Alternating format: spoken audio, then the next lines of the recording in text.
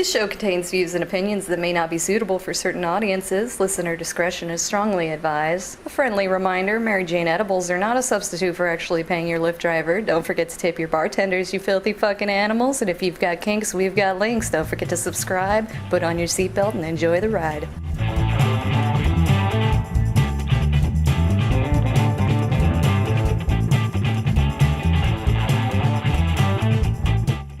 And howdy, everybody, and welcome to Thespian Talk.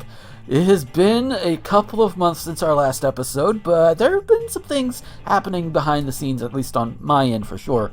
But we'll get to that in a moment. I am your host, Gomer the Ranting Thespian, and with me is Michelle. Hello. Scolipendra. Hey, And Ricky. Hey. Who I think this is the first recording you're in as at least on the roster, if not an actual regular or at least semi-regular. I think the actual label we still need to hammer down, but you're definitely on the roster for sure. Yes, this is the first time. Yes. Yeah. As...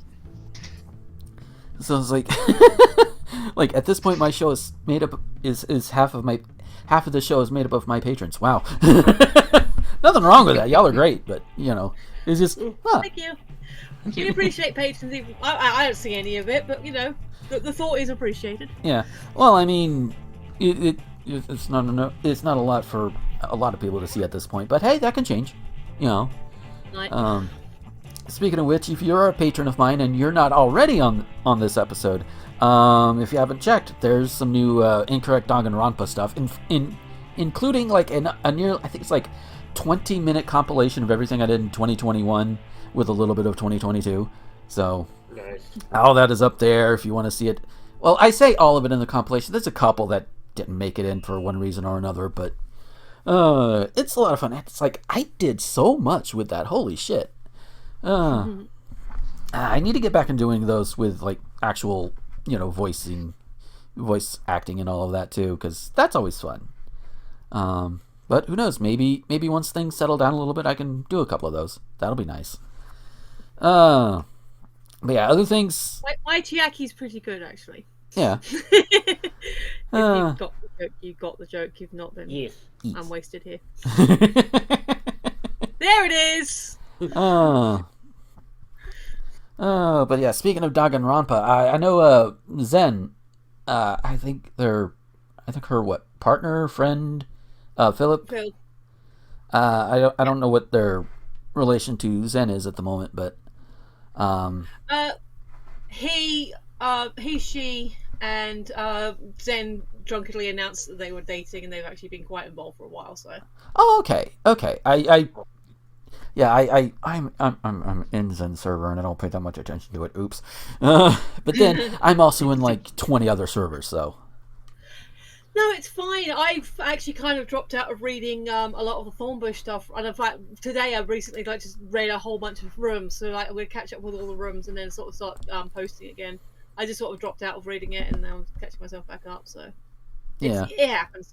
Oh yeah, definitely. But yeah, Philip did I think a 2-hour Danganronpa, just Danganronpa 1 retrospective with Tifa, who is awesome, and I am. It's not really much of a secret. I'm become more and more fond of her. She is good people. She's lovely. I feel bad because I don't watch enough of her stuff, but I'm not really into Let's Plays, and some of the stuff she reacts to is not stuff I watch. I like watching her reaction videos, and I like her Pokemon videos. I'm not really into Persona, but she just started Brilliant. I think she's got Brilliant Diamond, and she's doing a Nuzlocke. For those who don't know what a Nuzlocke is, and I'm sure there's somebody who's listening has like, what the fuck are you talking about? A Nuzlocke in terms of Pokemon is the basic rules are you nickname every Pokemon you catch. You catch only one new Pokemon per route, and if it's like a duplicate, you can wait for the next one if you want, that sort of thing. And the most important one is, if a Pokemon faints, it is considered dead and it cannot be used. So it has to go right to the box. Some more extreme ones call for them to be released, but, and of course, if you run into a shiny, that's a freebie, because it's a shiny. Those fuckers are rare. So, Yeah. very understandable. I'd rather be shiny. Speaking of shinies, I actually got two within like back-to-back days of each other. Like, I was like, back last Sunday, I went out and just had some meals and all of that. And I think it was either Sunday or Monday. But I went out, because I needed to get out of the house, had a meal. And while I was sitting there waiting for my food, I said, I'll open up Pokemon Go. Let's see what's around. I found myself a goddamn shiny Spearow. It's like, Nice. all right. I've got one sitting at home, but all right. At least I think, yeah, I'm sure I do. But, free shiny, that's always good.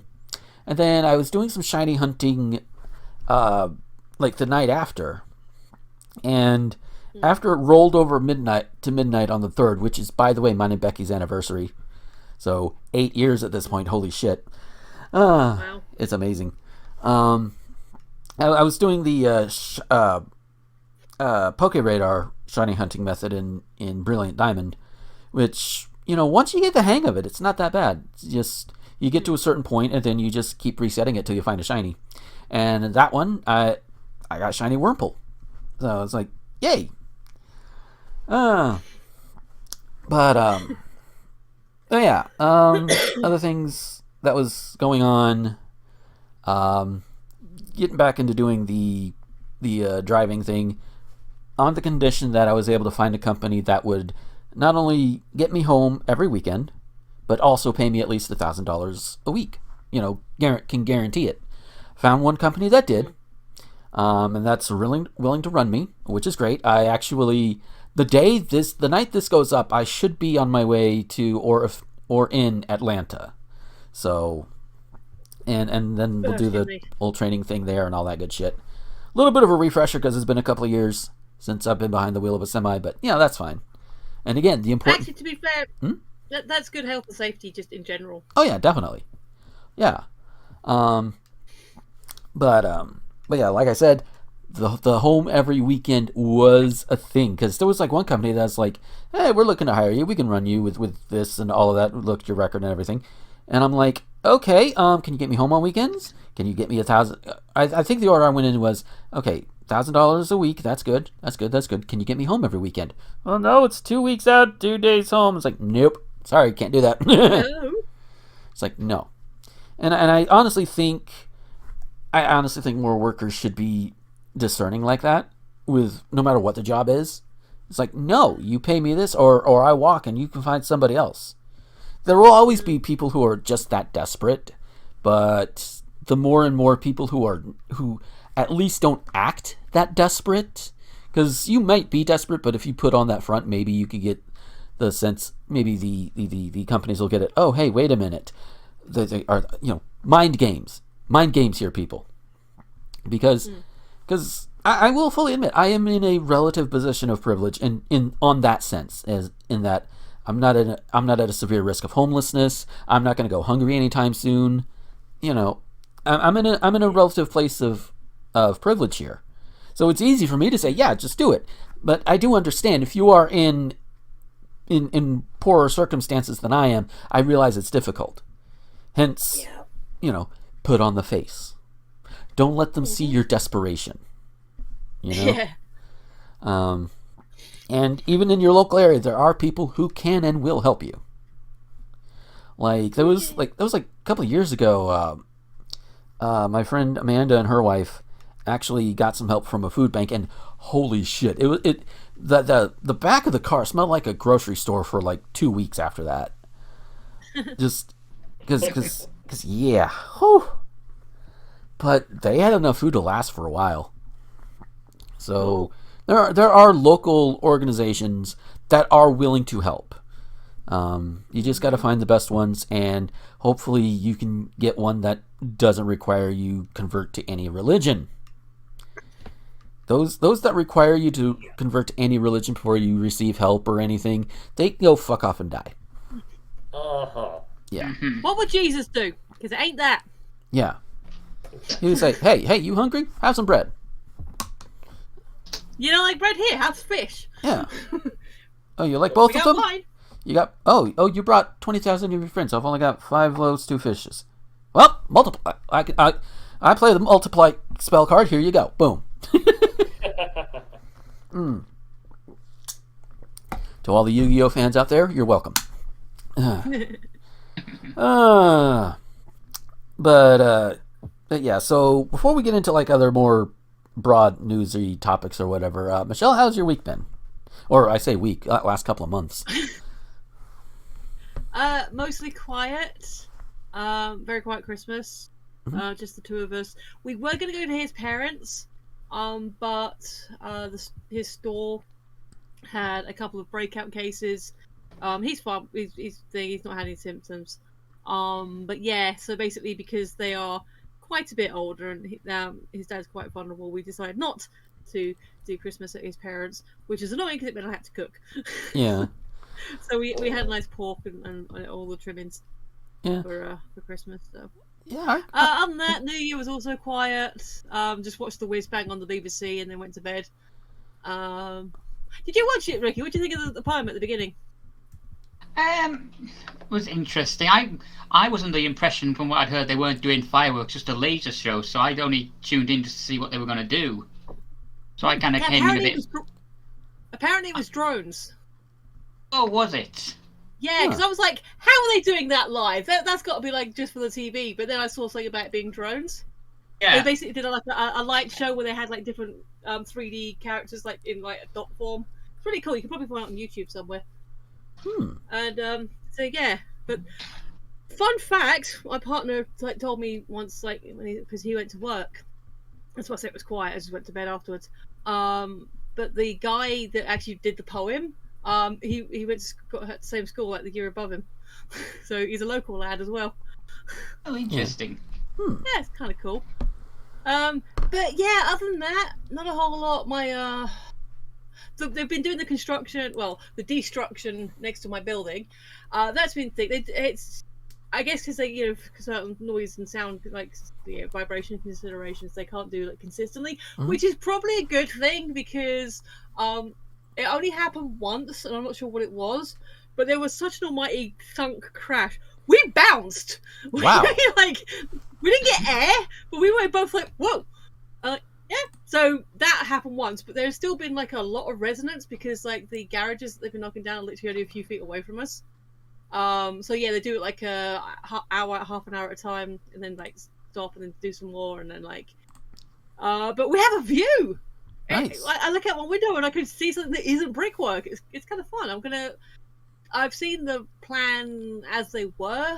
I'm not sure how much has changed, but the idea is that there's going to be a new block put in that space. So it was the garages and an old building that was next to it. So the footprint's actually quite large now. It's all down. So they got room to put like another block up. So yeah, I'm going to lose my view, but that's made it awkward because I need to do some voice work for Zen, and I was like, all right, cool. And then I was like, I'm going to do it on this day, and then I got a sore throat, and then the next day, all the construction started up again. So I was like, so I'm going to try and see if I can get it done for tomorrow. Do I sound froggy? Am I, sounding a bit? You sound all right to me. Good to you? It sounds fine in my end as well.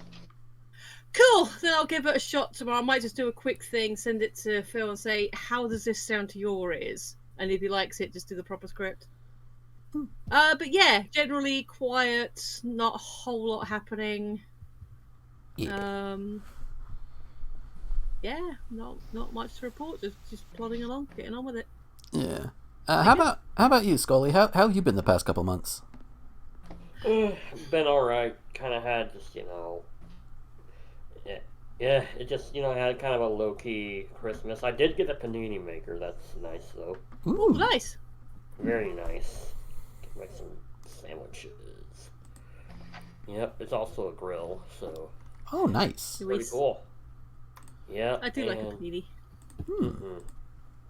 Also, I got my COVID booster a couple days ago, so that's good. Oh, hell yeah. How's your arm?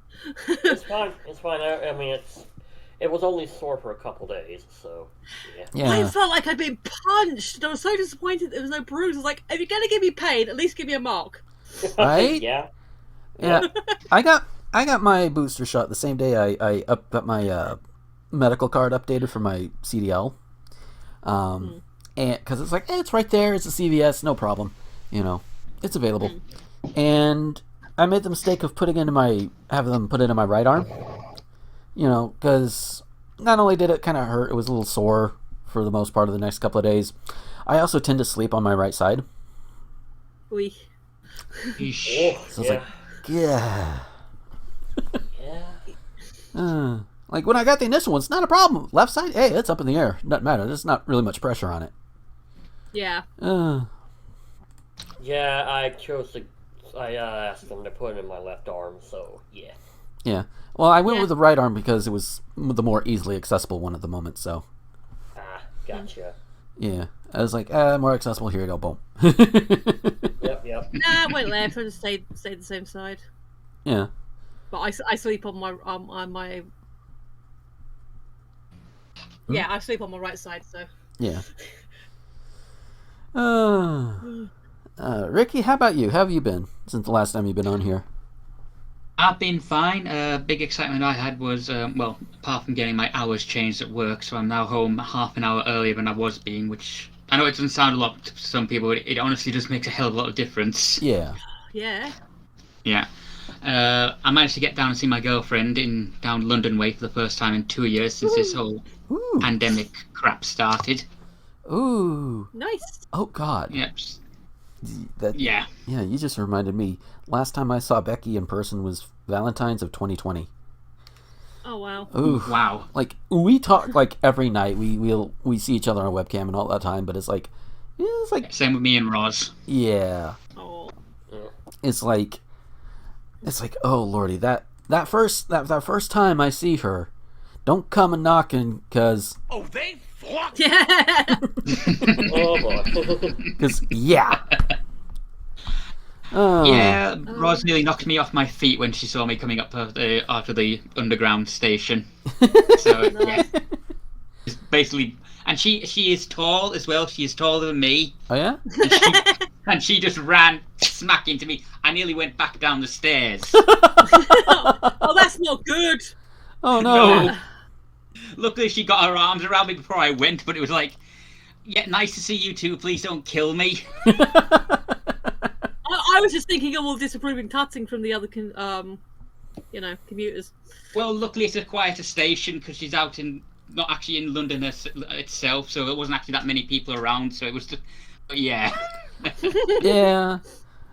As far as Becky and me go, most of the time, when we first met up at MagFest in 2014, I think I've mentioned the story before. We ended up inadvertently giving everybody within a 5-mile radius diabetes.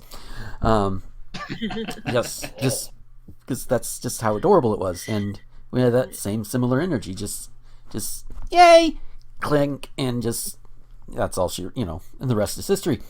But most of the times we're usually either at a truck stop, which, whatever, and then the last time it was just right at the hotel, and so of course, and even then, not many people around. But again, we don't care. We're happy. Shut up. And if somebody gives us a glance, we'll just look right back at them and it's like, yeah, what's it to you? You want in on this? No? All right, go away. How old are you?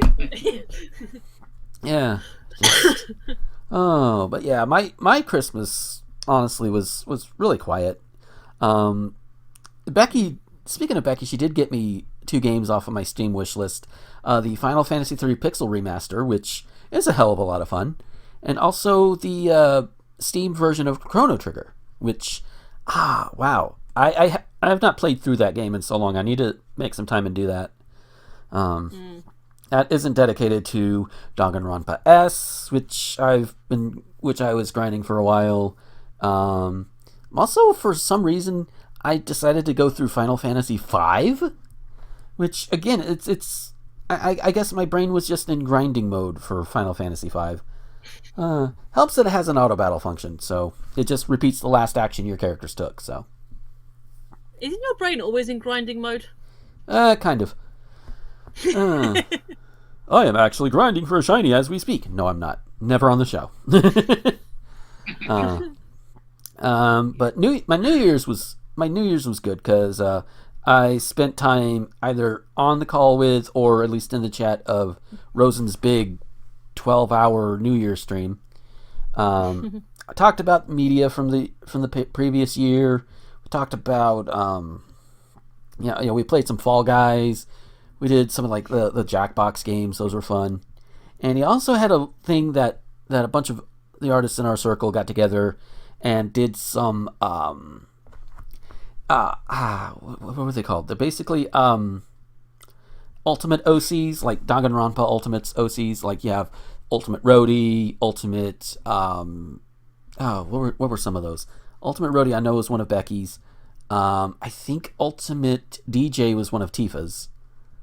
Because everybody got 2. They were just totally randomized. They had like 3 hours to draw out, like concepts for them. Becky's was Roadie and Ventriloquist, which she didn't quite get to finish coloring the Ventriloquist one, because at the same time the artists were doing the challenge, she was also playing Jackbox with us because she multitasks. And for multitasking, she can do it. So, Nice. Oh yeah, Tifa's was the Ultimate DJ and the Ultimate, not Tennis Pro, but maybe Tennis Pro, which is kind of redundant because there's already one in the Danganronpa canon. Yeah. There's 2 Ultimate Detectives, though. Yeah, true. But I think Rosen's point was to keep them as where did he put them? Because I was gonna try and just look in the Discord thing, and it might be here. I don't know. I tend to completely skip over the Danganronpa stuff because I don't play it, and then you guys have fun, but the room's not for me. But yeah, I want to say tennis, but it's not that. The reason why I'm thinking tennis is because Tifa based this other one off of Serena Williams, and it's like it's not really tennis. It's something else. Memes, Animal Crossing. Okay, here we go. We've got. All right, here's this.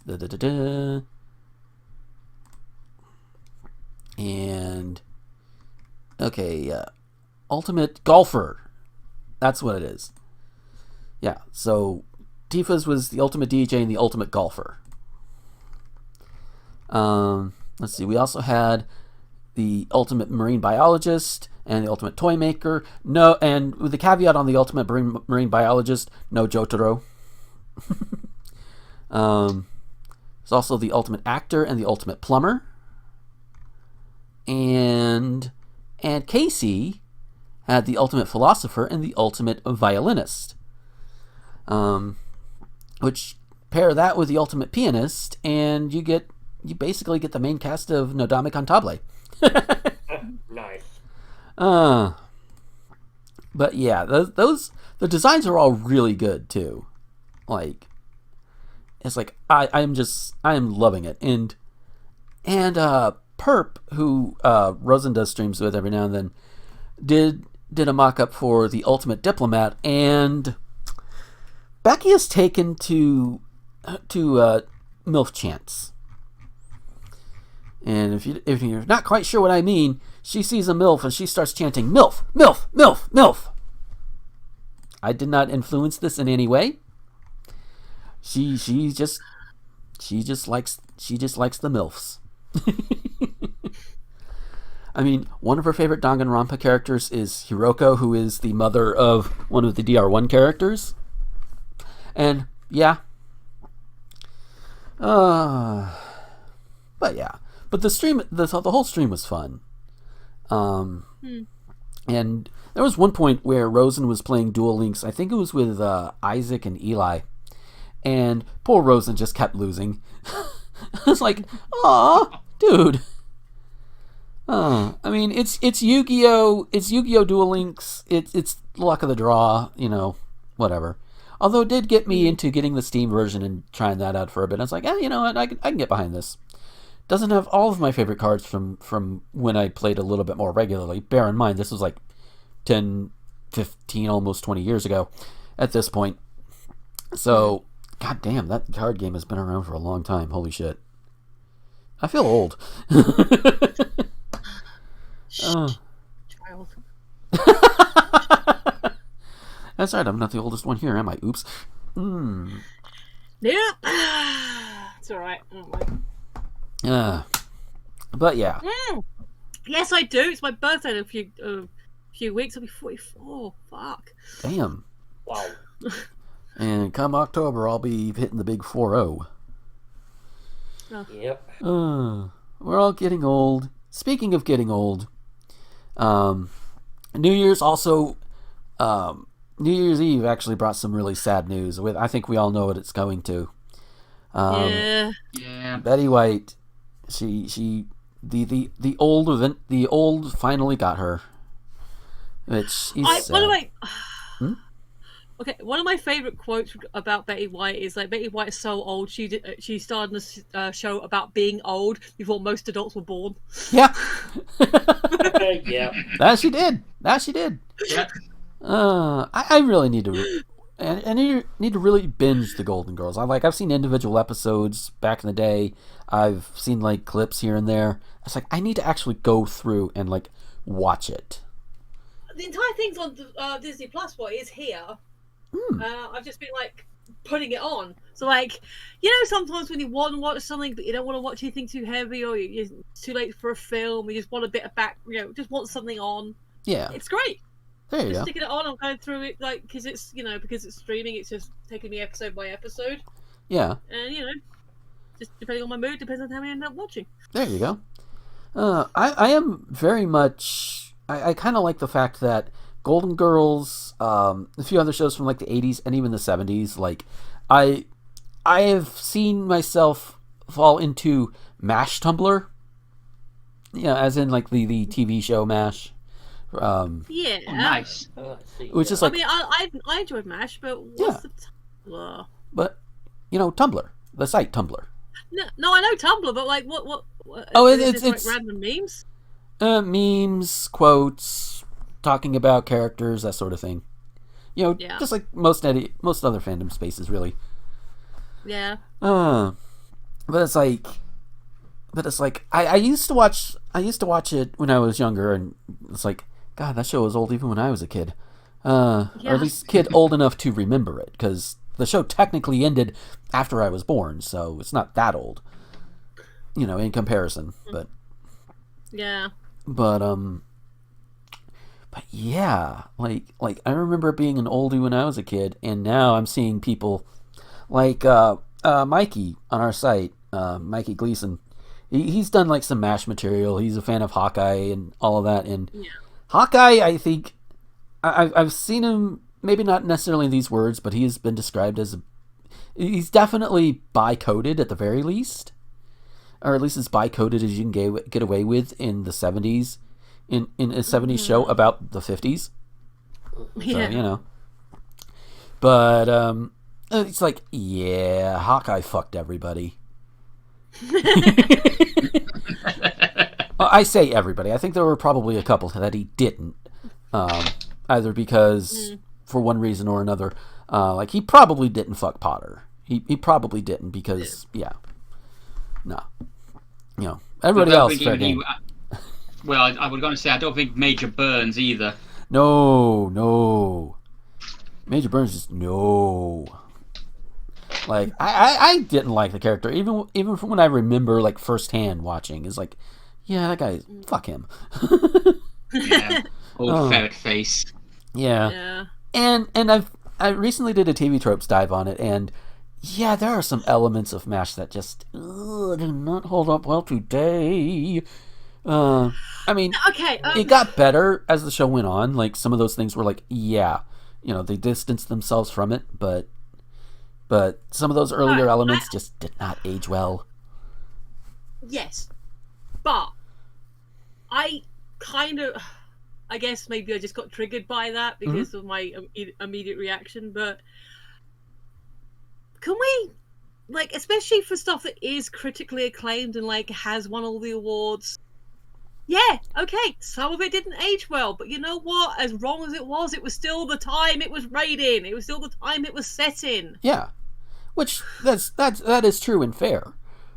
And like I said, the show itself, it had 11 years, so it like top 10 jokes that wouldn't work today. No, but they're not making those jokes today. Yeah, I think it's something that is something to keep in mind when you are watching older material, whether it's MASH, whether it's early Doctor Who, whether it's the old Looney Tunes cartoons that had the really racist stereotypes in them, that sort of thing, or even Song of the South. Yeah. If you want to, because Disney's a coward. Yeah, I mean, it's like, all right, reskinning Splash Mountain, good, sure, Yeah. Keep it relevant, because most people are like, well, they can't go see Song of the South because Disney, the best way you could do it is go pirate it. Not that you would want to. I mean, based on the reviews I've seen, it's pretty boring, except for the cartoons. Yeah. So it's like, why would you want to, unless you're just a completionist? Which, more power to you. Yeah. Like without I had, even like, the a really bad VHS, and it was terrible. Yeah. I couldn't watch it. Yeah. I mean, even without all the very uncomfortable race relations, it's a bit. But yeah. But yeah. I mean, there are going to be things in today's media that 10, 20 years from now are not going to hold up well. Yeah. Yes. Hell, there's media. Yeah. There's media that came out when I was in high school and college that do not hold up well today. Like I sat down to start going through the American Pie movies. The main four of them, not this like American Pie Presents ones, but But I started going through that one, and I'm sitting there like I'm listening to some of these jokes and some of these back and forths, and some of them are okay. Some of them is like, okay, you see the thing, you see the the character interactions are good. You can tell, they are actual friends. It's not forced or anything. But then like some of these jokes drop, and it's like, ooh, 1999, what the fuck? Like I turned 17 that year. Ooh. So you and you could probably see stuff that all of us probably watched on the internet back even last decade. Some of it just doesn't hold up today. Nostalgia critic, excuse me. Yeah. Yeah. And speaking of online critics, I've actually also been binging the Angry Video Game Nerd, which most of his earlier stuff still holds up pretty well. There are a couple of times where he dropped some R slurs in there, and it's like, that's like 2007, 2008-ish. Yeah. And it's like, ugh. He has obviously gotten a lot better about it, but, What was the actual context? Because whilst I don't casually drop the R slur in the thing, if you're using it in the sense of this thing is backwards, this is retarded, if you're using it in the French sense, technically... He was using it to describe like something, some part of a game being stupid or something, or a setup or what have you. I mean, he was not using it to describe a person. Yeah, without the full context, I couldn't say if it's like a janky like mechanic, then that possibly could be fair description without seeing it. Yeah. I don't even remember the exact episode it was, because I was watching his like big season block videos. It's like all of season 1 and all of season 2. I'm not expecting you to remember the specifics. I'm just saying nuance is a thing. Yeah, definitely. But yeah, sometimes just play a little safe. Which again, certain things, get out of the common usage, and then only the assholes use them. So, yeah, which is just fine with me. It's easier to identify them. But yeah, and we got onto this topic from Betty White. Yes, and which one? Pour one out. Yes. To my favorite headcanon. Well, okay, my initial reaction was no, 99 extra power pack. Come on. We've had this conversation. She needs to at least outlive the Queen, damn it. Yeah. Yeah. That was okay. That's a separate conversation we can get back onto in a second. But the other thing is, the headcanon that I like that I saw, I think maybe a couple of people posting was like, nah. 2021 didn't beat her. She grabbed it by the throat and dragged it down with her. Yes. Yes. There you go. Well, if I go down, I'm just going to have to take you with me. Crab. Yeah. But speaking of Liz briefly, Mhm. I I wasn't entirely comfortable with that because, fine, institutional monarchy and all this stuff, but she's been through a lot. I like, not comparing to Betty White, because Betty White is a stone cold legend. Yeah. But the people saying, oh, it should have been the Queen, what have you fucking done? How have you helped your people? How have you helped your nation? How have you helped your local community? And you know what? If you're someone who has, then fair play. Fair enough. I will shake your hand for that. Yeah. But if you're just bitching for the sake of it, then shut up. Well, in some cases, bitching is all some of us can do. So. Yeah, but sometimes it's just petty for the sake of it. Like, Dominic Noble actually started a whole thread of like, why are people like dissing on the Queen all of a sudden? Like, what she do? Did I miss something? I think it's the whole idea of like white. I bear in mind, I'm guessing on this one. I'm guessing it's probably has to do with like white colonialism and the royals being, in the news for the wrong reasons over the past few years. And again, I'm not actually defending. I'm not a royalist, but it's like, but why jump to that? Why jump to that? Just have your moment of mourning. Don't bring someone else down with you. Yeah.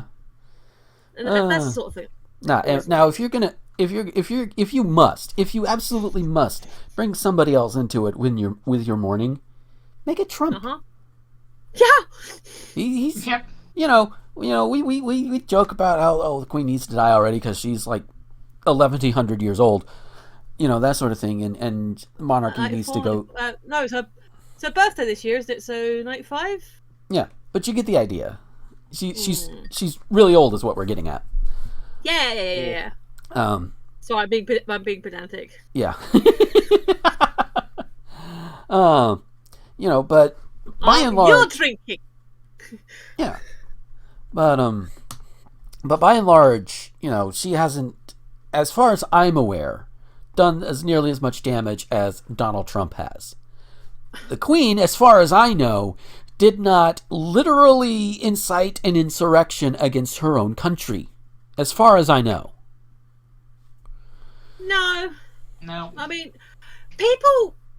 Even my boyfriend was like, "Oh, well, she ain't got any power." Or every person. No, actually, she has a surprising amount of power. She just chooses not to wield it.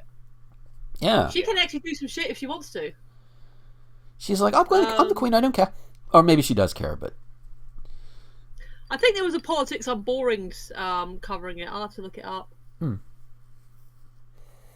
But she does try and be an ambassador. She does, try and do a lot of. And like I said, I don't necessarily follow, but I think it comes down to my thing of I don't like when someone bigs up a person. Yeah. By bringing down another person. Yeah. I don't think that's necessary. And sometimes they're doing it to themselves. I'm like, no, you don't compare yourself. You're like, if you want to say, look, this, like, okay, for artists, let's stay with art for a second because it's an easy comparison. If you want to say this person has a skill level that I do not have, that's valid. Yeah. But to say this person's better than me, so I'm rubbish. No, sweetheart. Just like take a couple of extra lessons, or look up some books, or look up some tutorials. Yeah. You can improve. You don't have to bring yourself down just because this other person has a skill level you don't have yet. Yeah. It's like both Becky and Tifa, definitely better artists than I am. I have a little experience. I've practiced a little bit, and I feel like if I actually decided to apply myself, I could probably get better. I just choose not to. Yeah. But I'm not. It's not to say that maybe some of my older stuff might be a little shit, but that's a comparison to myself and where I've been. That's not a comparison to them, because I'm pretty sure their older stuff and oldest stuff is also shit in comparison to how they do now. So there's especially coming on to personal anniversaries. there's a lot of art tubers where you'll see today versus yesterday kind of videos, like how far I've come. And these are people like basically managed to make a living out of it. Yeah. So yeah, I think that's partly where my visceral reaction is coming from. Is like, why bring someone else down? You don't need to do that. Yeah. I mean, hell, even the old versus new comparison, I can look on my wall and see that with Mel's Perler sprites. Like I've got a Met from the Mega Man games up on my wall that she made years ago, and when it got to me, it was kind of warped up a little bit. I don't know if it was because of her thing, or if it was because of the mail or whatever. Considering others have gotten here just fine, it's probably just her technique at the time. But now I've got other ones that she has done, and they're all nice and flat, like they need to be, nice and smooth, in generally better quality overall. Yeah. And it's like, sure. Hell, there's even a few of mine that are kind of similar. So it's like people improve. That's fine. But yeah, other big names that died recently. Sidney Poitier. That was sad, but it was kind of one of those people like, oh, he's died. Oh, he was 94. Oh, what? Did I already think he had died, or hadn't thought about him for a while? So sad, but and again, yes, you can make the same argument with Betty White. Yeah, she was old. She was older than he was, but it's Betty White and 99 power packs. I will die on that hill. Yeah. But yeah, Betty. I mean, it's a small hill. I'm not climbing too high, but Yeah. I mean, and both Sidney Poitier and Betty White, they as far as I understand, they're both pretty big for like certain pushes in certain directions that we need to go as a country in terms of America here. I think Poitier was he was like the first black guy to win an Academy Award, I think it was. Bear in mind, going by memory. I don't know. Maybe. I think wasn't one of the ladies from Song of the South one of the first black women. So I don't know if he was necessarily the first black person. I'd have to look that up. Yeah. I'm just looking it up now. He was the first one to win, not the first to be nominated. Okay. Okay. Cool. Okay, so yeah, he had a first under his belt. Yes. And he had a first under his belt, and he didn't turn out to be a shit person, as far as I know. Looking at you, Cosby, because Cosby, we see him now as the predatory shit that he has been over the years, but you also can't deny that he's done some groundbreaking stuff too. So yeah. So it's like, ugh. And speaking of groundbreaking and non-white people, Betty White, she had a show, I think it was like in the 60s or something, 50s, 60s, and the higher-ups kept, wanted her to fire a person because he was in a prominent role and he was black, and she's like, no, fuck you. And so they ended up... Sammy Davis Jr. story. Huh? She platformed Sammy Davis Jr. and they said only give him like a minute or two, and she kept giving him more time. Yep. It's not, yeah. But yeah, it's like, duh, come on. But yeah, so, we're at just about the halfway mark. Scully, Ricky, do you have any thoughts y'all want to share about what we've been talking about? Because I think Michelle and I have kind of been dominating here. No, I think I put in what I wanted to say. We're getting to that point where we're starting to lose these people who you get to the point you think they were never going to die, and we're now getting to that point where they are starting, unfortunately, to leave us. Yeah. I just wish it would happen to certain politicians sooner. Oh god, yes. Certain politicians and former game show hosts. Politicians' brothers. Peers. Yeah. Which one happened to a certain Duggar? Oh god. Fuck the Duggars. Yeah. Skull, you need to come a bit closer to your mic, hon. Oh, okay. Yeah. But yeah, All right. yeah, Josh Duggar happened too. Oof. Oof, not So good. did you have thoughts on what me and Gomer have basically been dominating about? Yeah. No, I think you've all covered it. Alrighty. One thing before we do go on break, because it is actually related. Speaking of people, yeah, exactly, passing and stuff. I think I may have mentioned this before, but we may have new listeners, and it's been a while. I remember reading a list when I was like, "Hey, here's a list of things you didn't know," and it was a list of people that you may have thought were dead that are actually still alive. And Mickey Rooney was on that list, I think, like the week before he did pass. Oh, Yeah. I'm still. Oh, he's still alive. Next week. Nope. Nope. Nope. You have that deep nope soundbite I keep hearing everywhere. Oh, you mean? No, it's more of a nope, like a quick, shorter one. Oh, Nope. I don't think I have that one, but oh well. I have no idea what it's from, but I hear it a lot and it makes me laugh every time. So yeah. So with that, we're gonna go ahead and take our break, and when we come back, we got some stuff for you that we managed to scrounge up. So stick around. Yeah. Hey folks, we'll get back to the show in a moment, but first I want to tell you about Patreon. Patreon is what I use to get around all of the YouTube adpocalypse bullshit, and while I don't have a lot right now, every little bit does help. And if you like what you hear or what you see on any of my videos or podcasts, head on over there. For as little as $1 a month, you can get all of these things early before anybody else does, and you can get them completely ad-free.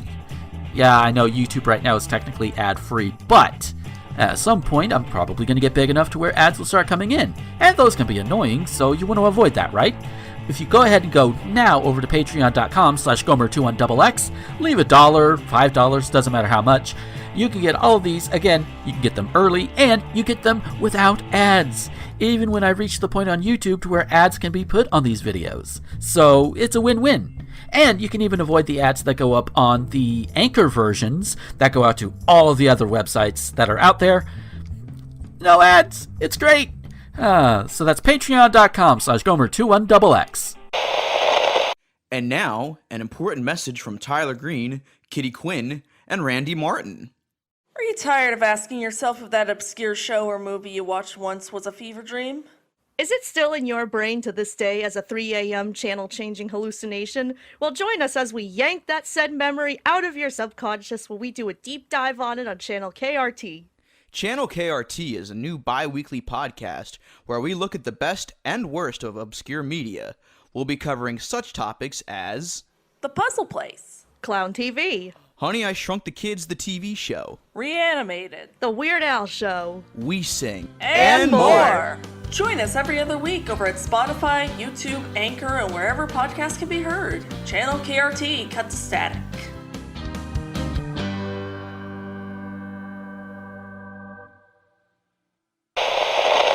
Hey y'all, want to watch some anime? I haven't seen this one. Oh, good idea. I've been meaning to watch this one. Hey, can we watch this one? I was distracted. Ignoring how easily Gomer is distracted by booty, how about this one? Alright. How about this? Let's just pick one and watch one episode a week. We can even talk about it on a podcast. It's random, it's anime. What should we call it? Randome. Check out Randome. Recorded every week at twitchtv.com/Rosenthorn. TwitchTV. And available. Oh, good lord. This is all staying in.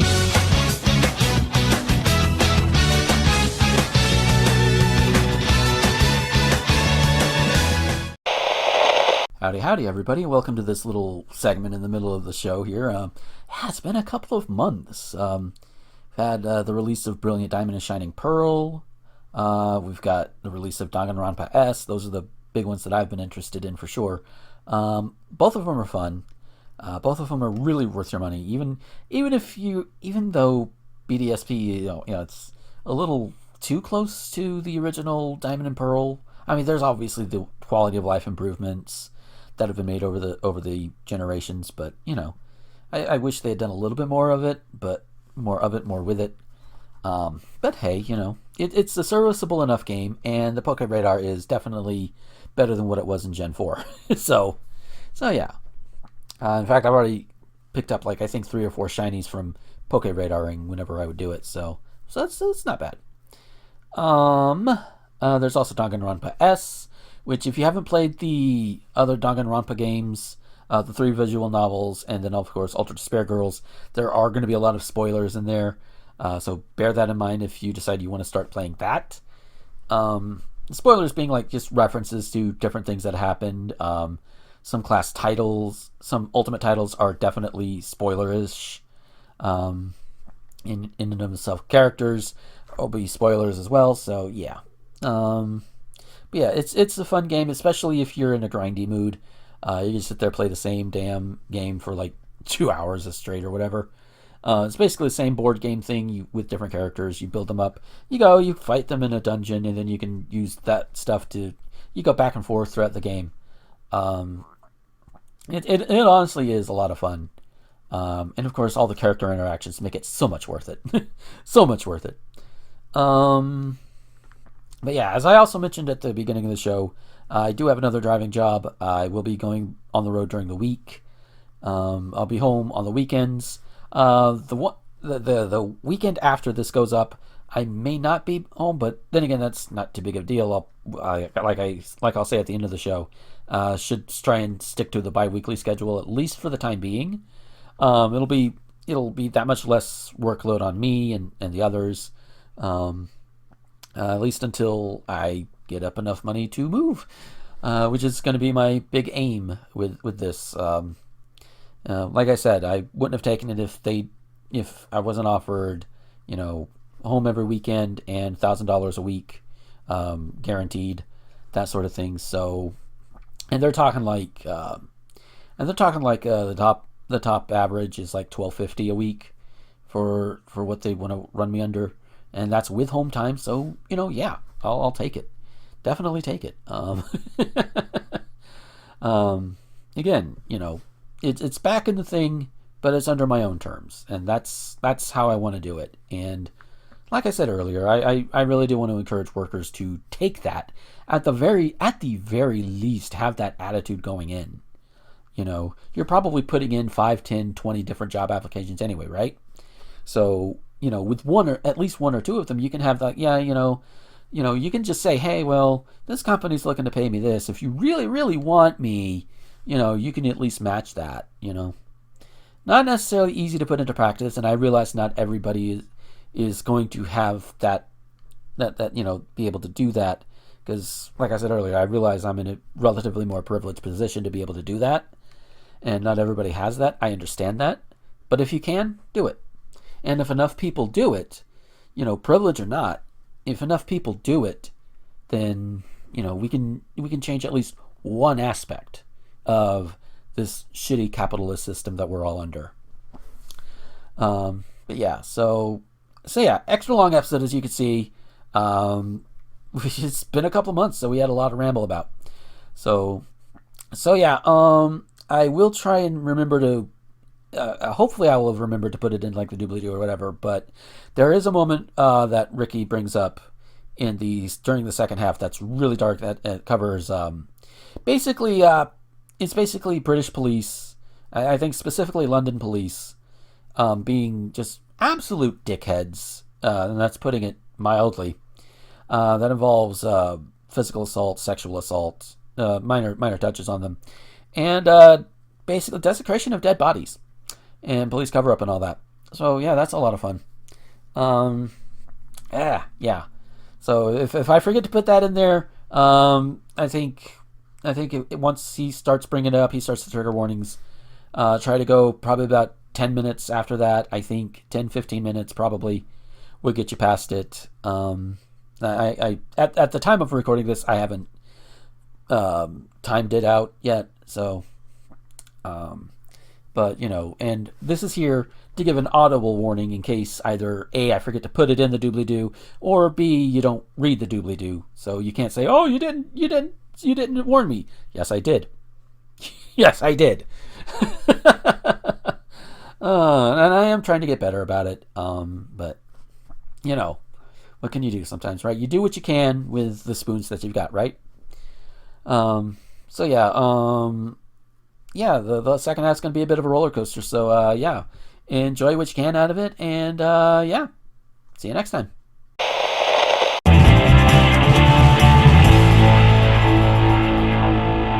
And we are back from our break, and I know Ricky's got something he wants to go off on in a bit, but let's start with something relatively light first, and then we'll get into that, and then because we'll try and do like a hills and valleys thing. We start on the hill, we go into the valley, and then we go on back up.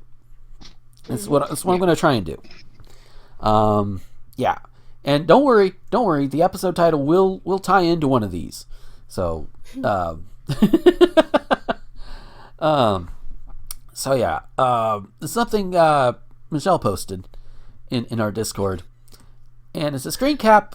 Somebody of Donald Trump crowing about selling 200,000 copies of his new picture book in just 6 weeks. Which, okay, you know, in and of itself, if you take Trump out of it, a book selling 200,000 copies within, you know, a month and a half, not too bad, you know, considering.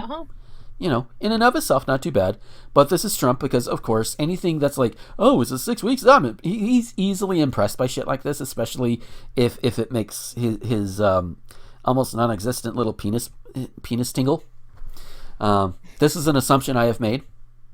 So, but there is also another one that was posted in 2020, with a, you know, after, you know, sometime after Trump lost the election. From CNN Business, Obama's highly anticipated book, A Promised Land, sells 890,000 copies on its first day. I think that's pre-release as well.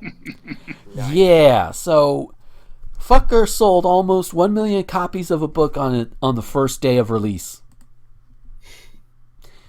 Hey, it's a chonker as well. I've got it. I got it on some of our supermarkets will like have books and that for like half the price. Yeah. I haven't read it yet, but it, you know, it's a beast. Yeah. Nice. And speaking of Obama's owning Trump, Michelle Obama, her book sold 1.4 million copies in 1 week. Mm. Which, yeah. Meanwhile, this is compared to Trump's book, The Art of the Deal, which, from what I understand, it was mostly ghostwritten and you just slapped his name on it. Yep. From what I understand. Yep. And I have a feeling if you follow that, yeah, it might be a recipe for fascism. I don't know. I've never read the book. I don't care about the book. But that book sold 1.1... Go ahead. I was going to say either a recipe for fascism or a recipe for fraud. That too. But yeah, it sold 1.1 million copies. Again, nothing to sneeze at. But it took 32 years. I actually saw an interview with Barack. I'm not sure who it was with. But they were talking about Promised Land versus Becoming. And it was like, yeah, Michelle's book already was doing really well. And yeah, my book's doing okay. It's doing the numbers as well. But of course, her book's getting recommended with my book, so she's selling more again. Yeah. Yeah. And yeah, So and like... yeah, and a little bit down in the Twitter thread, this is in too. Within its first week, it hit 1.7 million. Obama's Promised Land book. Yeah. Meanwhile, Trump Jr. went on Breitbart News to crow about selling 2,500 in 5 minutes and 100,000 in just under 10 days. The demand is unlike anything I've ever seen before. Yeah, that's because you have cultists buying your book, asshole. Hang on. I don't know if it was Trump Jr. or someone, but I think I was watching one of the It's Lit videos on the PBS channel, and they were talking about the dagger on the Times bestseller, and basically, yeah, you could be a top 10 bestseller, but if you've got a little dagger, Times recognizes that this is dubious as shit. It'd be like, yeah, but if like it flags up bulk buying and stuff like that, so yeah, technically you've got the numbers to qualify. But yeah, you done fucked up somewhere along the line. So they put like this note on it that says, yeah, it technically made the numbers to reach our top 10, but question it. Yeah. Which is also because there are some authors that would be like 11 and 12 that could be being pushed out by the Dagger people. So, but yeah, if that's the same one, then yeah, he may have the numbers, but you know they might not be legit. Yeah. Oh, but yeah. So, yeah, it just goes to show Trump will do anything to make himself look good, inflate his ego, make his penis look bigger. We don't know. And since we're on there and in the same room, I did post did you see the thing I posted from TYT? Oh yeah. Okay, so I was watching a video on TYT. And they, I can't. It was something about Trump's reaction to the January 6th riots, insurrection, and so Anna was talking, and she's like, "Trump's gonna Trump me losing it." This has been your random reminder that Trump is slang for fart in the UK. Which I learned something today. Yeah. Did you not? I've not before. Huh. Maybe relearned it. So that's why I've seen people refer to him as Donald Fart. There you go. I thought it was just a childish sense of humor. No, it's actually kind of clever. Yeah. Yeah. Way more clever than Let's Go Brandon, but we discussed that one already. Unless, Ricky, you have a thought on that? Nope. Fair enough. So speaking of Ricky, before we go into what you wanted to talk about, Ricky, any of y'all have any thoughts on Trump and the whole no better way to put it at the moment than cock measuring contest?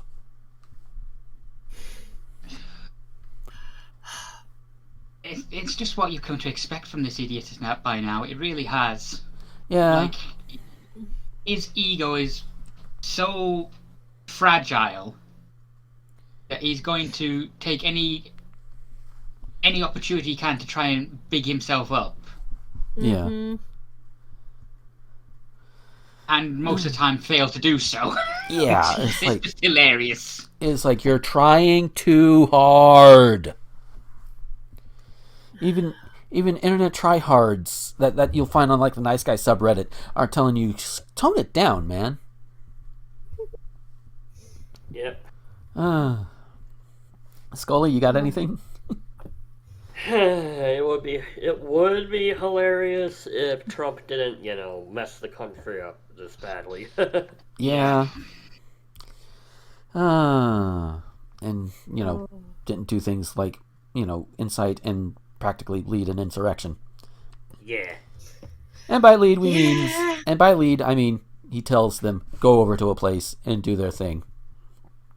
Because of course he wouldn't be on the front lines because he's a fucking coward. Are people still in Dallas? I don't know. Are they? The whole JFK thing. Maybe. It also wouldn't shock me. Yeah. I know there were apparently they're making up their own cult. It's getting kind of scary.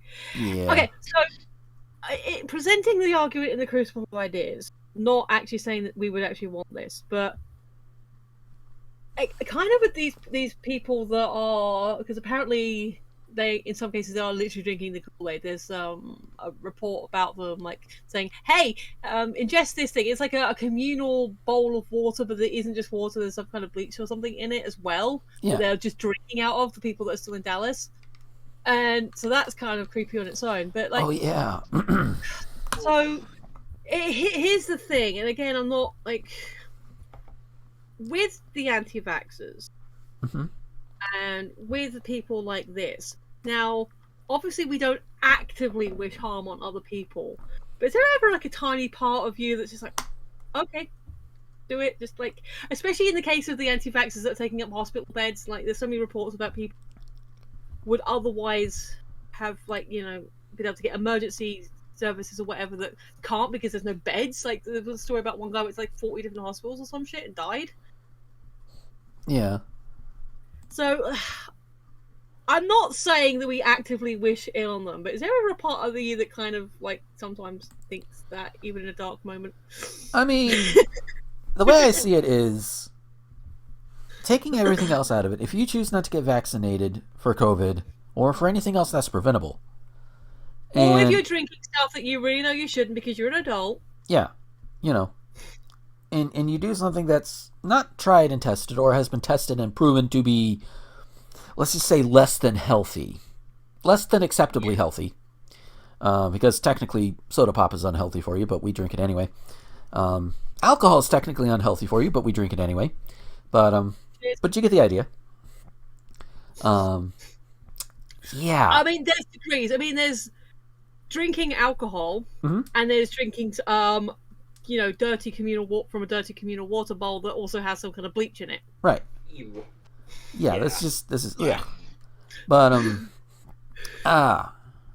but you know, if it's only affecting you, then I'm gonna have excuse me, at least a little bit of concern, because you know I am empathetic, but there's a point where even my empathy can only go so far. Like, dude, you have the answers are right here. This is the solution to your problem, and you refuse to take it. You can only do so much, you know, because if you keep trying, you're going to burn yourself out, and that's not going to be good for anybody. The problem I have with these fucks, the biggest problem I have with these fucks, and I think we all can agree on this one, is that they're not just affecting themselves, but also other people. Other people who may not be able to be vaccinated. I've got a friend who can't be vaccinated. At least one friend who can't. And some of us are pretty scared for her health and safety right now, because she lives in Texas. She lives in rural Texas. And it's like, oh no. Like she's a friend of mine that I could not take to a Walmart down here, because the last time I went to a Walmart, oh my God, I felt like I was the only one masking up in there. Yeah. It's like, God damn it, you assholes. But you know, we don't want to wear our masks. Hey, guess what? If you just wore your masks for like maybe a couple of months at most, back in 2020, did everything you're supposed to, get vaccinated once they became available, quarantined as much as you possibly could. Obviously, you have to go out for your supplies or whatever, you know. And if the government had stepped in and maybe provided a universal basic income that we could have kept after that, by the way, but that's a whole different story, then maybe we wouldn't be in the mess that we are fucking in right now.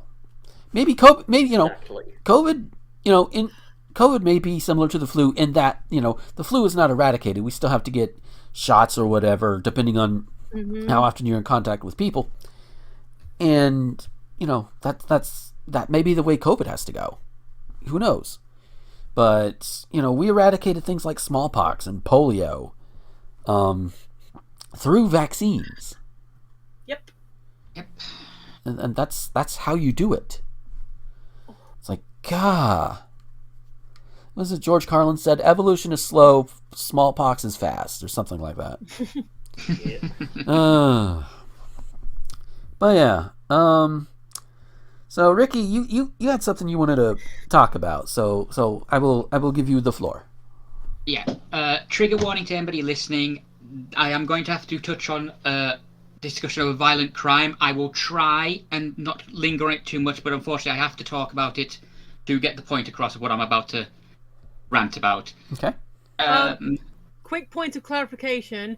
Is it like a sexual violent crime or just violent? Because some people would have different trigger levels.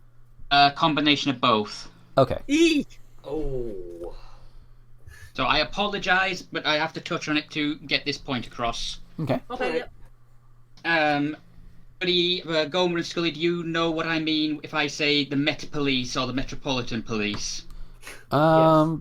I'm thinking just basic police force. It's the like London, a city. It's the police force in London. Okay. So I'm talking about the London police. They had a very crap year of their own making in 2021 through a number of things. 2 inquiries. One to do with a messed up investigation back in the 80s. One to do with a serial killer investigation in the 2000s. both which show them in extremely bad light, Ooh. both which they are still trying to deny there was any wrongdoing. There was the Sarah Everett case. This is the sexual violence one. I apologise if I trigger anybody about this one. Yeah. A young lady was falsely arrested by a serving police officer. I stress again, serving police officer was sexually assaulted and strangled Jeebus. by this fucker who falsely arrested her, claiming she had breached COVID regulations. Wow. Wow, what the It then turned out this guy was under investigation. I stress again, had not been suspended, was under investigation for going into a McDonald's and exposing himself. What the fuck? Wow, what the I missed that part. Yeah, he was interviewed by I believe, the Independent Criminal thing the week before or the week after he had murdered this girl. Jeebus. That is when he was suspended and later arrested. When they suddenly realised this guy's, because he had hired a car. No, he had not used his police car. He had hired a car, and they were able to track that and realise who it was. He is now serving a whole life sentence. Wow. Yeah. They again botched this one because there were vigils scheduled to be held. They had been greenlit and had been shown to be meeting COVID regulations. When the Metropolitan Police realised, oh shit, it's one of our own, they suddenly claimed, oh no, these will violate COVID regulations. Yeah. Thin blue line goes all the way over there too. Oh yes, and there is footage online, I believe, it was there at least last month, of them pushing over one of the vigil members. Oh, god damn it. Trying to break this vigil up. And now, we're talking young women. They were like 18, 19, yes, we are talking 20. very young women. God damn. Teenagers. Ugh. Yeah. Now, the cherry on top, and I will put this in the WTF section because Jesus fucking Christ. Mm-hmm. So let me get this up here so you guys can follow along with this. There was another murder. This one did not quite get the attention that Sarah Everett got. 2 sisters were stabbed to death by a person who I believe had mental issues because he had made his motive was he had made a deal with a demon to commit a blood sacrifice in order to win the lottery. What the shit? He stabbed to death Nicole Smallman and Beba Henry, 27 and 26, 2 sisters.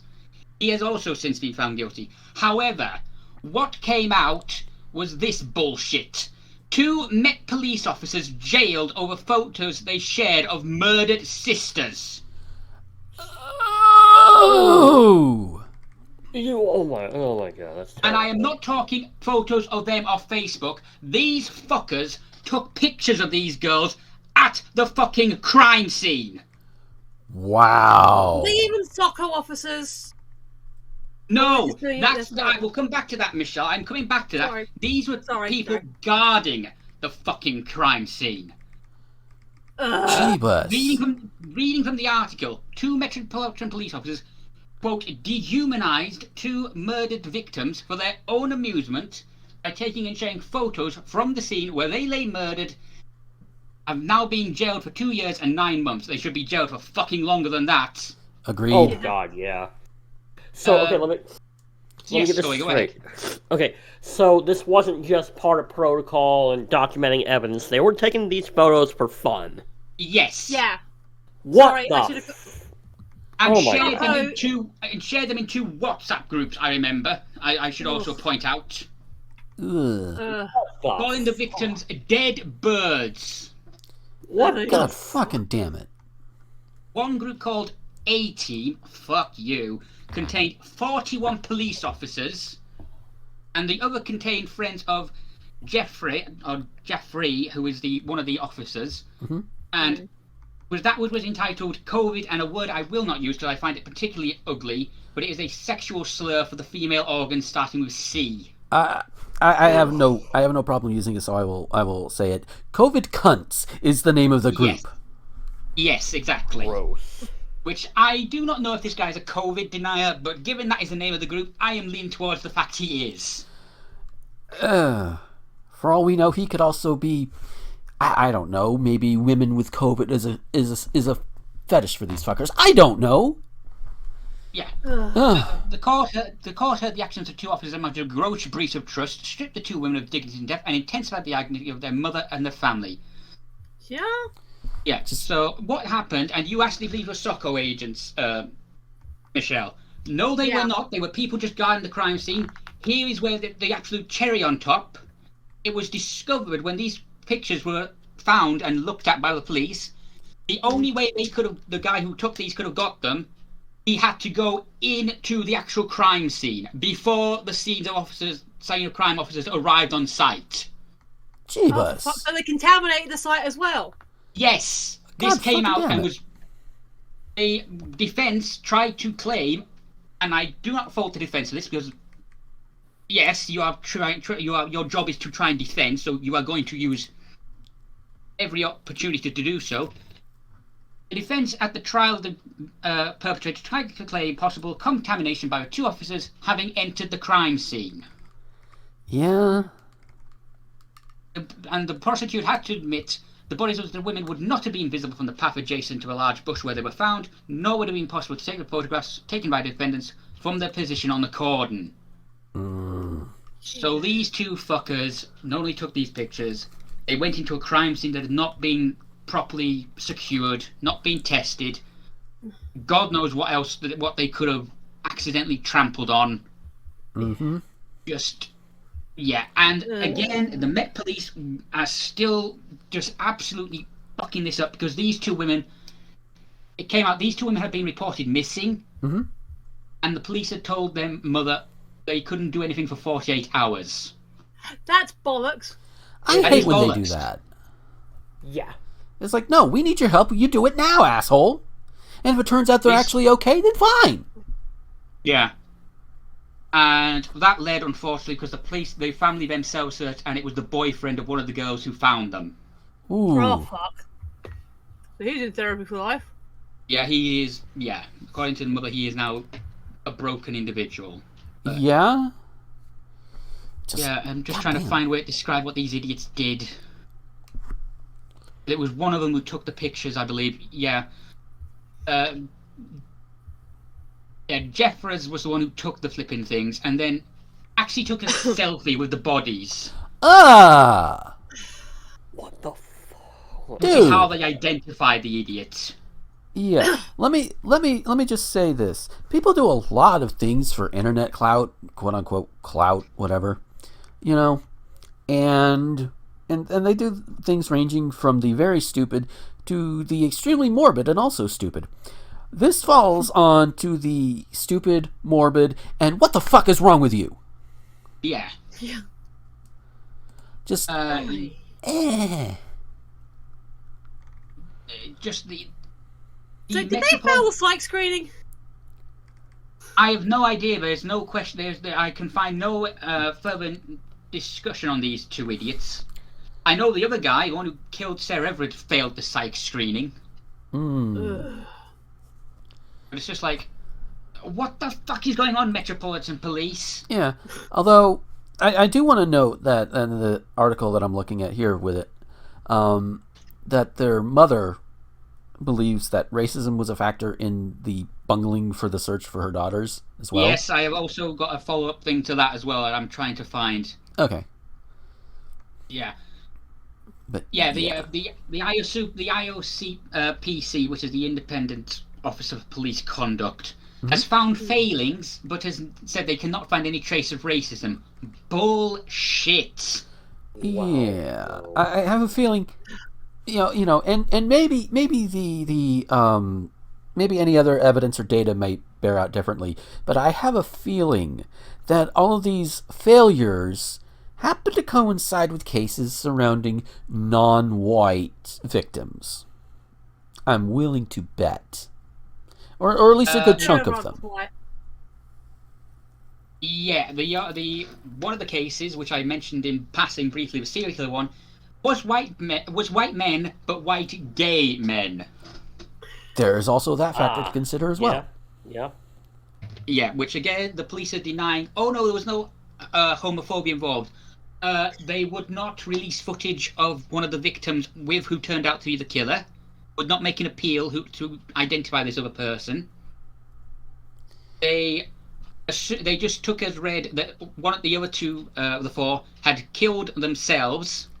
Ooh. Because there was a quote-unquote suicide note, which the family said does not match the handwriting of our son, and had found the first victim outside this guy's flat.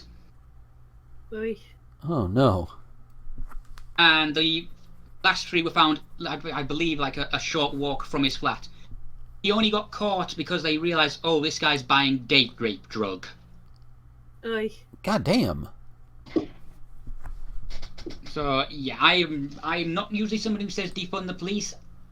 The fucking Metropolitan Police needs, burnt to the ground and restaffed, I think, at this point. Yeah. We need to rethink the whole idea of any kind of law enforcement, to be honest with you. But, Yeah. I mean, you got to have some people to make sure things, the upkeep of societal upkeep and everything. But the way it's been, this ain't it. And I don't know how it started up in Britain, but at least over here in America, the police force we know of, if I remember right, is got some pretty racist roots, just like most things American. At least most things American when you get back to a certain point. The founding of the country, for example. Because, again, to use a George Carlin quote, it was founded by a bunch of slave owners who wanted to be free. Yep. So, yeah. Yeah, you learn a lot when you get out of your bubbles, kids.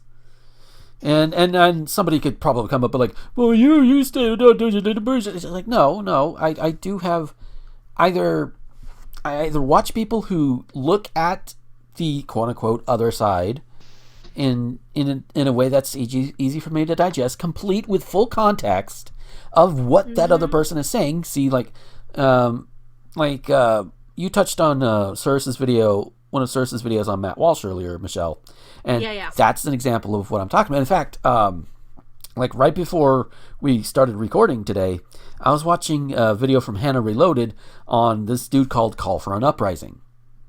Who is... Oh, that guy. Yeah, that fucker. Who right now is pretty much shaking in his little undies, his little me-undies, not sponsored, about 5G. Don't drag them into this. Yeah, that's not fair to me-undies. But he's shaking in his boots about 5G and it's gonna kill everybody that has the vaccine, and it was supposed to have done it on the 5th of January. We're recording this on January 8th. Have 5G yet? There's 5G. Irish, isn't he?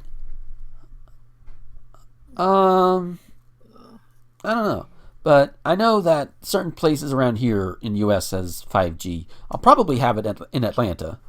I know it's in certain parts of, I think, Michigan, where Hannah is. So. Yeah. So, probably the biggest places will have it. And I think they were supposed to do it on the 5th, but I've also heard that are pushing that out a little bit because they're worried about how the airplanes are going to take it when those same airplanes go into 5G heavy traffic all the time. So, yeah, no, that doesn't fly. Gesundheit. Thank you. But yeah. So is there much more we want to go on about this particular story, or? I think I should have paid more attention because I'm aware of all the headlines and stuff, but probably because I knew it would upset me and maybe I wasn't in the right headspace. When I saw the headlines, I kind of avoided them. Yeah. But holy fuck, there's some shit I didn't know about. Oh yeah. That's some fucked up shit. Yeah, apologies if I triggered anyone again. I just needed to get that rant off my chest because Jesus fuck. Now I like it. Right. Yeah. I mean, we do have the general warning up front that that says may not be suitable for all audiences. I will try and remember to put in an actual time code for that one. Keyword being try. Let's hope I remember. But let's see. According to this, it's It should be fine if you skip ahead like maybe 10 minutes when you get to that. I say this now at the end of the thing. But yeah. We didn't know how long it was going to be, so. Yeah. Oh shit, I actually did the thing. Okay. So to bring it back a bit over here, onto this coast though, also just as infuriating. A judge, this was on AJ Plus's Twitter. I don't see a link to any news articles about it yet, but a judge had denied a request to lower a $500,000 bail for parents of the Oxford High School shooting suspect who killed 4 teens, who were likely also 14. 4 teens who were 14. Hey, I gotta get some humor out of it somewhere. Damn it. Prosecutors say they made guns accessible to their son and refused to take him from school on the day of the attack. They face involuntary manslaughter charges. I like the fact that they are also facing consequences for presumably their teenage son. Yeah. You know, I'm glad they're facing consequences for it. I don't know if involuntary manslaughter is the right charge for it. Negligence for sure. Like negligence of deadly weapons for sure. I don't even know if that's an official thing, but we can make it one. But you know, and I clocked out for a second. Is this the guys who did the school shooting, or is this a new one? It's the guy who did the Oxford High School shooting. Yeah, Legal Eagle, I think, has done a video on that about the parents being if they should be culpable or not. So yeah, look out for that. Yeah. So parents facing consequences for it because they are deadly weapons, and if you don't, I mean, hell, like all throughout my life, my dad has had at least one gun around the house. He's also military, so it's to be expected. My mother even owns a gun, and they made it very, very clear, you know, about gun safety. Like my dad doesn't leave his guns around willy-nilly. I know he carries a gun sometimes on his person. Never open carry. At least not as far as I see. Which I guess would be the point of not open carry. You know, but he practices all of the safety. He's been trained in it even, because you know he was in the military. And I'm willing to bet that if I'd somehow gotten in there and gotten a gun and like shot somebody, whether intentionally or otherwise, yeah, you should be on the hook for it. As should I, because you know, for one, theft. 2, you know, actually shooting somebody. Yeah, that's a bit of a crime. So yeah, the teen in question. I'm assuming I don't. It doesn't say whether or not the teen is still alive or in custody or whatever. Yeah. But yeah, the teen definitely should face the consequences. The parents should because of their negligence. Because, and again, it doesn't say whether or, you know, it says here they made guns accessible to their son, which means it wasn't a case of the son just being too clever for them. You know, which if that was a case, that would be one thing, you know. But you know, because you can only do so much through due diligence, which is why like whenever like streams that I do are meant to be for 18 plus, you know, because we drop words like fuck, you know, so naturally, and one of the things that has been thrown around in the circles that I've been, like if somebody comes into a stream, if you're a minor, don't be, that sort of thing. But I also know that even with that, minors will still get in every now and then. And it's like, yeah, you really shouldn't be here. You know, it's an 18 plus stream. But at the same time, considering some of the topics we talk about, it is kind of important for teens to listen to as well. If for no other reason than to get other viewpoints that may or may not match them. You know. I mean, I would argue it depends on the age of the teen. Like, yeah. 14, 15 up, still not good, but you know, they're probably a bit more mature. 13, you know, 12, 13, you know, depending on like the maturity level, but yeah, early teens, no, mid to late, yeah. I would say it also depends on the individual teen as well. Of course. Yeah. Yeah. So but if you're looking for a rule of thumb, you know, yeah, just, you know. it's like it's like this. If you're a teen, like a legit 13 to 17, a minor teen, and you're listening to this, first of all, good on you. Every view helps. Second of all, the big takeaway I would want you to take from this is not just, they say these fuck words or whatever, and they go on this, and yeah. Do some critical thinking. Don't just take what we say as gospel. I don't even take what I say as gospel. I double check myself all the damn time. But do your own research. We do our due diligence. It's been a while since I've put like links or whatever in the doobly-doo or whatever, and that's mainly because of expediency. But a lot of this stuff is easily Googleable. And you can just quick Google search, quick YouTube search if you're looking for like videos or whatever. Then, it's not hard to look up because that's what we did. That's what we do. We just go on Google, we go on Fark, Facebook, Twitter, wherever, and we look up shit like this. So, the good and the bad. Yep. Yeah. And that's something to keep in mind. And yeah, older adults of all ages can also remember this too. So, I mean, yeah. Is it good to cite your sources? Sure, especially if you have a source from a certain thing. And even if I forget to put it in the doobly-doo or what have you, which a lot of the times I do, I at least want to try and vocalize, hey, this is where we found it, and that'll give you a little bit of an edge up on how to Google it. If I haven't before, I'm going to endeavor to keep doing it from here forward. So, yeah. Y'all, Scully, Ricky, do you guys have any thoughts on this gun issue? Yeah, I think you got it. Though, yeah, the parents are effing crazy. They need to be charged with something, and I'm glad they're getting charged. Yeah. Yes. Also, just to answer your question from before, Goma, the kid is still alive. He is currently facing 24 charges. Damn. Get him. It's one of those things. There are a lot of things where it's like okay, you can be a little lenient because they are teenagers or whatever. You don't need to like quote unquote ruin their lives, sort of thing.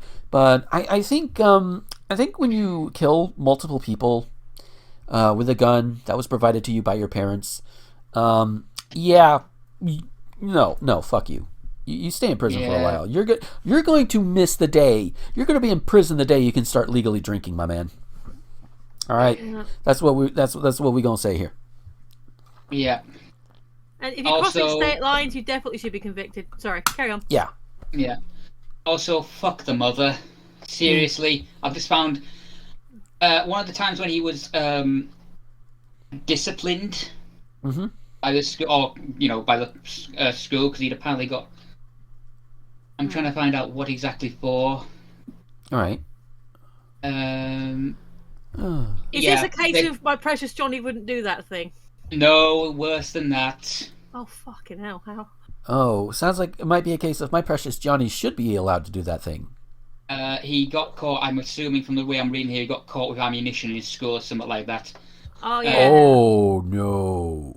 Texted her son saying, lol, I'm not mad at you, you have to learn not to get caught. Oh. Like, I remember in 7th grade, I had like a very small pocket knife that I had in my pocket. I'd forgotten about it until I was like at school and I was like fiddling around with it. And a teacher came up to me and he's like, yeah, don't have that on you when you're in school. He didn't do anything about it because, lucky for me, because it was like the last day of school. Wouldn't have meant anything. So. Yeah. So I was like, yeah, just don't do that. And bear in mind, this was before Columbine happened, so it was not very much zero tolerance. Also helps that we are a rural school in the South U.S. So a little bit more leniency on that. Speaking of the South U.S. and speaking of Florida, which is where I am, fucking Ron DeSantis. We lost him for a couple of weeks. We didn't know where he was. Now he's apparently back and spewing bullshit. So they ending and why? Yeah. Yep. So this was posted by Christina Pushaw on Twitter, whose bio reads, "Here to debunk the false narratives about Florida and Governor DeSantis, pro freedom, John 15:18 personal account, all that." That doesn't tell me much about her things one way or the other, but that's who posted it. And the post is a video, like a 1.5-minute video of Ron DeSantis, but she has a quote from it, so we don't have to worry about playing the video if we don't want to here. But he is on record saying, quoting, "Think about it. Before COVID, did anyone go out and seek testing to determine if they were sick? Yes. Yes. Your wife had to have a mammogram in order to determine whether or not she had cancer. And she even sang the praises of getting tested for cancer. This was your wife. This was, at the time this goes up, it will have been a month. 1 month ago.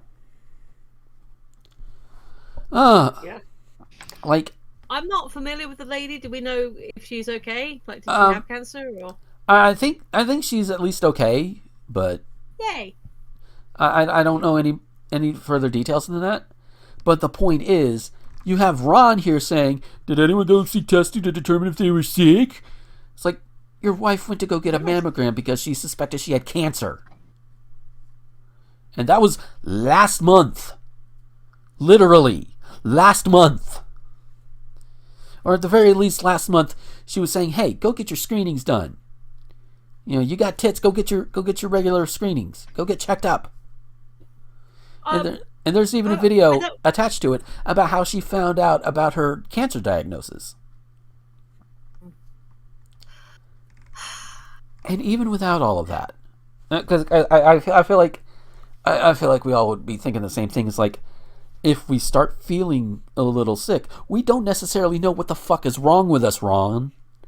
We just don't know. Like, hey, you know, like for me, for example, I have what has been diagnosed with, I've been diagnosed, I rented this tongue, with a collapsing arch in my left foot. I stay on my feet too long. The pain kind of shoots up my leg a little bit, kind of hurts a little bit in my ass, for, you know, in that area there. And if I'm on my feet for too much longer after that, my other leg starts going numb. Not a good thing. And I didn't know what was causing it until I had seen a doctor for a checkup, and I mentioned it to her. I said, "Hey, so I have this thing that happens," and she's like, "Oh yeah, you have this," and I do my best to mitigate it. I don't stand on my feet for too long if I don't have to. I wear shoes with the insole supports as well. I think I have to replace them because it's been a few years, but you know, I do my due diligence. I would not have thought of that without that doctor telling me, you know. So if you feel bad, and yeah, I know over here in the United States you can get billed several $100s for just a fucking pill, and that's not even much of an exaggeration.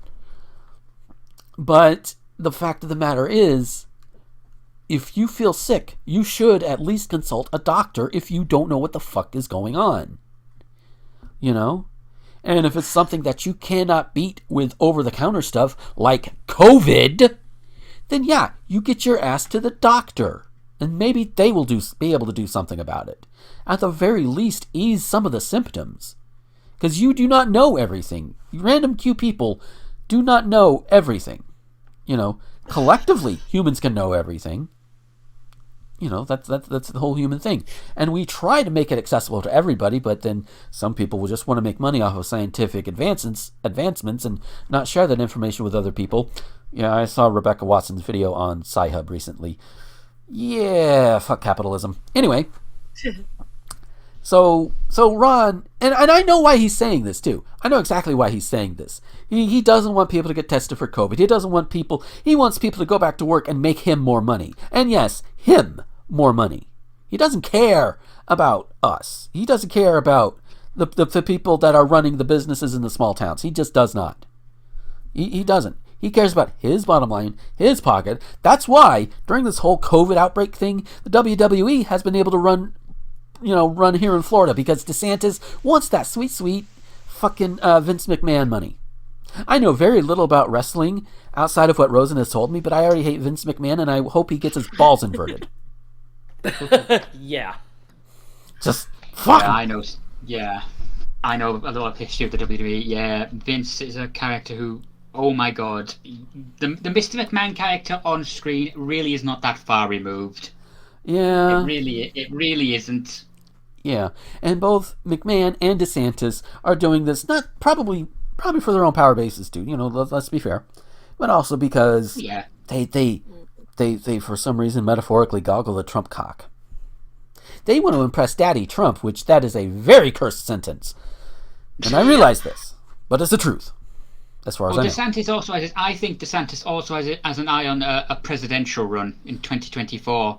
Yeah. And even though he knows he can win over the Florida voters by denying COVID, he knows he can't do that on the biggest stage. So what he's trying to do is he's trying to make it look like there's not as much COVID in Florida as there is. Because he knows if he goes in a presidential run in 2024 and they have the actual numbers of what the COVID situation is in Florida, he is fucked in a lot of other states, even slightly red ones. Mm-hmm. Wow. Which is why he's been trying to suppress that information. Like there was the one lady who used to work for the I don't remember which branch it was, but she had the numbers. She had the actual numbers that DeSantis wanted depressed, and she's like, "No, I'm going to put this out to other people." And they basically raided her house. I think I do remember. Yeah, that. DeSantis' goons raided her house. It was like, "Fuck you, DeSantis." You know that whole ball inversion thing that I said about McMahon? Yeah, you too. It'll toss you into the ocean. Mm-hmm. Better idea. This is the same guy who I can't remember if it actually made it through or not, but he was at least wanting to make it legal to run over protesters because they're getting in the way of work. Fuck you.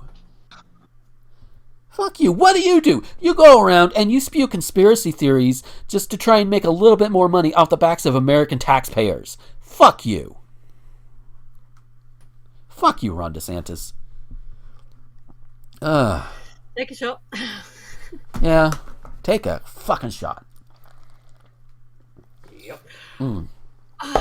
Okay, so on the whole testing thing, I don't know if you have a similar campaign, but I'm assuming that if I say balls to cancer, Ricky knows exactly what I mean. Yes, I do. Do you want to explain it? Because it's more your field anyway. It was basically the campaign over here to try and get men to have their testicles checked for cancer, because it was, I can't remember how high it was, but it was a significant killer over here at one point. I don't know if the numbers have gone down since then, but yeah, I hope so. But yes, so they had the slogan "Balls to Cancer." Huh. I'm honestly surprised. Apparently, I guess men over there at the time it was going on didn't feel up their balls very much then. Well, I think it's more, and this is a joke I have made with people I sort of feel comfortable making it with it. Mm-hmm. Like, okay, yes, I am 100% on board with you checking whatever you need to check, how often you need to check it. Fine, but how do you look for a lump in a beanbag? Well, yeah.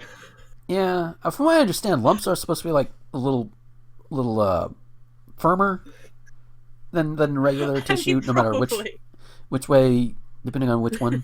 I would imagine. I mean, as far as I'm aware, I haven't known anyone who's had testicular cancer, and I certainly haven't been intimate enough with someone who's had even a scare to be able to say for myself what the difference would be. But it is a thing that's always, so if checking regularly helps you know the difference between a regular bean and a not regular bean, then fine, cool, carry on, get that checked.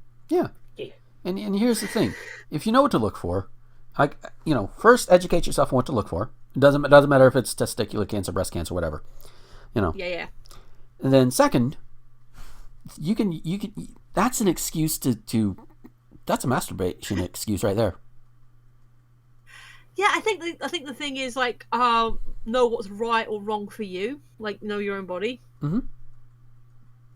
Yeah, so it's like, and I'm not going to speak to the guys and other humans with balls, Yeah. Here's the thing, we like to play with our junk. We do.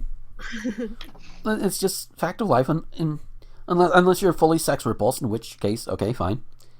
But while we're down there, give it a little check. Know what you're looking for. Give yourself a little check while you're doing that. You have fun at the same time. And then if something's a little bit wrong, well, that's going to be a mood killer, and you'll have to go to the doctor immediately. But but at least you'll know, and you'll have fun while doing it.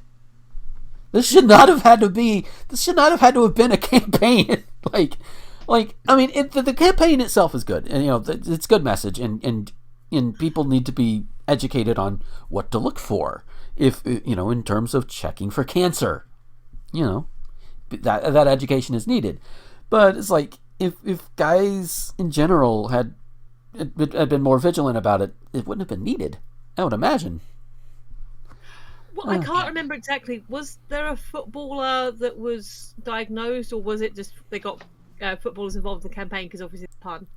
Yeah, I'm trying to look it up to see. It was something to do with football, because that's what you're right. That's where the pun came from. Yeah. Yeah. But to focus on the topic of the book here, what tests are happening for one thing or another? We're sticking strictly with medical, but science exams, because the world is 24 hours. Somebody might be taking a test of an academic test somewhere. Yeah. Tests, specifically medical tests, are happening all the time. Even taking out the fact of it's the COVID times and people doing their own lab flow tests at home and everything else, take that away. Let's pretend that COVID doesn't exist. Just for a moment. Medical tests are still happening. Yeah. Cancer screenings. You've got just and hell, just people going in and saying, "Hey, doc, this is something wrong with me." Yeah. Even if people are in the same household and one's saying, "I'm feeling a bit oogie," and the other one's putting their hand up on their forehead and saying, "Oh yeah, you feel a bit warm." Technically, it's not very scientifically, but technically that could be considered a test. Yeah. And just hell, even when I worked at Disney on their college program back 19 years ago. God, I'm feeling old. Anyway, so even back then, I had a scare that I thought I had appendicitis because my side was hurting a hell of a lot. Nothing was staying down. Although I will say it is kind of neat to drink down cool, like cold Kool-Aid and then just puke it back up 5 minutes later and it still be cold. That was kind of neat. Not gonna lie. But did the color change? Sorry. That was kind of neat, but also very inconvenient because I needed hydration. Yeah. It could have just been the Orlando area water. I don't know. But and I didn't have a vehicle. I didn't have a way to get to a hospital, so I ended up calling for an ambulance. They got me there, and they determined it was a kidney stone. You know how they determined that? They ran tests. Yeah. It's God damn, DeSantis. I might give him some credit and say that he's not as stupid as he appears, but he is preaching to people who really are that stupid, or gullible, or very susceptible to cults. So I know I've said this before, but remember when conspiracies were fun? Yeah. Yeah. And sexy, you'd be talking X-Files. Yeah. Ricky, did you look up? Yeah, I can't seem to find. It is something to do with football. It seems to have started in Wolverhampton, but I can't find out why. Right. So it may have been a scare with one of their teammates. Yeah. Likely. So yeah, and that's the thing, and I am going to say it's a good thing, but with all the exclamation mark, question marks, and that is that when someone who is high profile is contracts a thing, and obviously the immediate example comes to mind is Michael J. Fox Parkinson's. Mm-hmm. It brings to light. I actually, bless you. I saw a quote, I think it was from him, and he'd been told a story that a lady was having trouble on the thing. She was getting the shakes, and the cashier was like, "You're right." So I said, "Oh yeah, I've just been." Yeah, I have, or been recently diagnosed Parkinson's. And the cashier was like, "Oh, the thing that Michael J. Fox had." So it raised an awareness.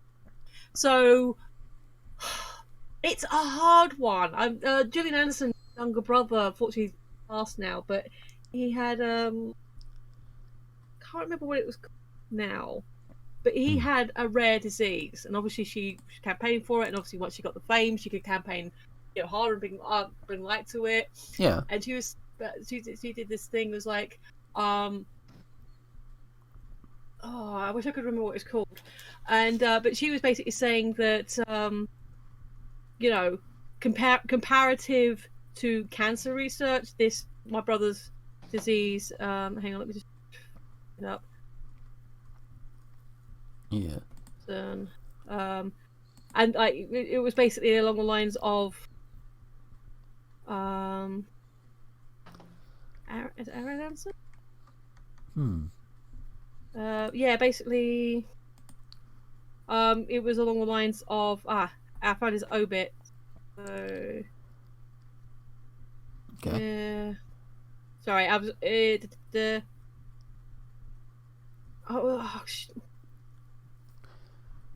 glioblastoma, but that wasn't the thing. It was actually a disease he had. Right. I can't. I have to say it's frustrating because I can't remember the name of it. Neurofibromatosis. There you go. Okay.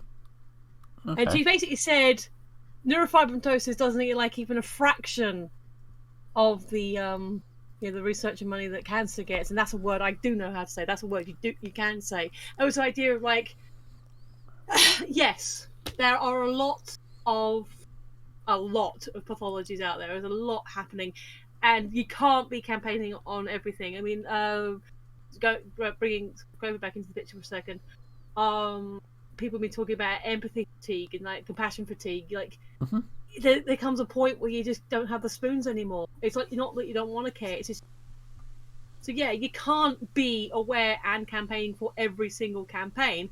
But if something happens, and again, yes, with public figures of any flavour, to help raise awareness, then I don't have a problem with that. Yeah. I can definitely see where the cynicism would come in, because I remember I held it at one point.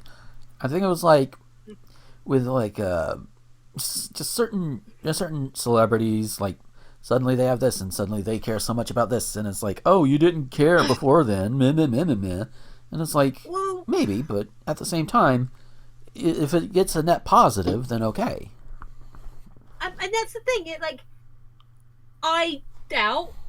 I'll go back to Michael, because obviously Gillian, she grew up with her. That so for Mr. Fox and his family, no, he probably hadn't thought much about it before, and maybe obviously he'd heard about it. It was a thing that because Muhammad Ali, I think, had already been diagnosed by that point, so it certainly would have been a thing he was aware of. But as much as we try and be compassionate, empathetic beings, we're also inherently selfish. We care about ourselves, we care about our friends and family, and beyond that, we care about other people, interesting, people related to things we like, but it's only so far it can go. So whilst you can say, oh, that person has this disease or this illness or this condition, that's kind of sad for them, but I've got to go shopping. Yeah. When it affects you, yes, it could be seen as, oh, now you care. Yes, because it's affecting me. Yeah. And you can't really hold him. Are you going to care about every single disorder and condition in the world? Because you're going to crush yourself under the weight of that, You can't do it. So yeah, people may call it selfish, but technically it is. But not in a bad way. Just you hadn't thought of it before. It hadn't crossed your radar before. It hadn't whatever brought it to your attention has brought it to your attention, and now you care. Yeah. I mean, it's like... Sorry, I think that went into ramble mode. No, that's okay. That's okay. Yeah. I mean, it's like, you can't care about like you said, you can't care about everything. And, like with video games, it's like, you suddenly hear about a video game. Oh, now you hear about this? It's been out for such and such time, and blah, blah, blah, blah, blah, blah.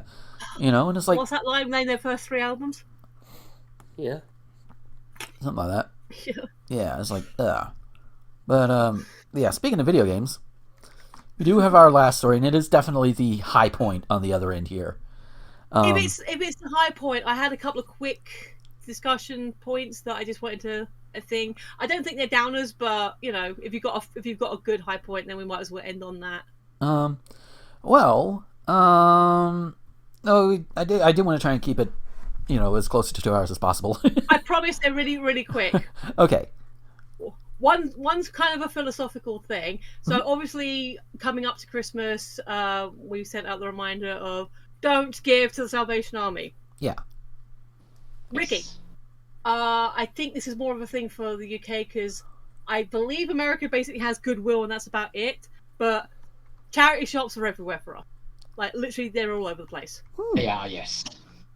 And it's kind of fun and wonderful, and you can pick your charity. It's great. So. Here's the moral dilemma that I kind of faced, but didn't sort of thing. And the reason I didn't do anything is because someone was walking past me in the opposite direction. So I was going past the shops on my way to work in the morning, so that they weren't open yet. And someone had left a couple of bags outside the local Sally Army. And my thing was like, oh, would it be morally wrong for me to pick these bags up and take them a few doors down to the Bernardos? Oh! That's a tough one. Yeah. I mean, as long as they end up in the hands of people who actually need them, I'm willing to turn a blind eye. But on the other hand, they could also serve 2 different, neighborhoods that legit do need them. The thing is, and I hope I'm right on this, but. As far as I'm aware, Bernardo's hasn't been caught up in any controversies. Not that I'm aware of, no. Is it? I know they're a children's charity. Is it specifically children's homes, isn't it? Like yes. Helping vulnerable children. Yes, that is what Bernardo's is. Yes. Definitely more worthwhile than Sally Army. Oh God, yeah. There you go. So okay, the question is, if the other person hadn't been walking the opposite direction and you'd seen those bags, would you have picked them up and moved them along a couple of doors? I would be tempted to, but depending on where it is, I don't necessarily want people looking at me and thinking I'm a shithead for it, because they don't necessarily know. The thing is, and I had this conversation with my partner because he saw someone rifling, there's a Keach cottage, like literally we can see it from our kitchen, and someone had put some bags outside and someone was rifling, and Chris was like, there's someone rifling through the thing, and like, okay, yes, it's a little unseemly, but one, you don't know if that person doesn't have needs. It could be one of the vagrants that lives around here who just needs a new jacket or shirt or something. And 2, it's on the doorstep, which most charity shops say, please don't leave stuff outside our doors. The shop itself hadn't taken possession of them yet. Is it technically property of the store? I mean, they are just out on the street, so... Yeah. That's a tough one. That's something we can mull on for later, and our listeners can do that too. Mull that on for later. The other one that I hope is just going to be quick. I was watching TYT, and they were talking about Ted Cruz. Not a fan. Not going to be defending him. Oh, that asshole. But the discussion was that he had called the J6 insurrection. He had actually called it terrorism. Yeah. And Tucker Carlson was doing Tucker Carlson, Oh yeah. He was being a shithead about it, saying, "Oh, but he's an intelligent person, and he's like a lawyer, and he's like this." Like, yeah, he's just. I don't know. exactly how smart he is, but if he is I don't know if he's still on the bar. Is it bar? I don't know. I doubt he's practicing. But if he's still not actively disbarred, then presumably, he is at least smart enough to have gotten through the colleges and done everything there. So I will not take, outside of personality clash problems, I will not take that away from him. Anyone who's dedicated enough to get to that level to actually be recognised in their profession, have at. Yeah. Well done, you. Yeah. Unless it comes out that his daddy bought all his grades, in which case, well. Yeah. I will grant that they are at least smart enough to have achieved those things, so they have a level of intelligence. Yeah.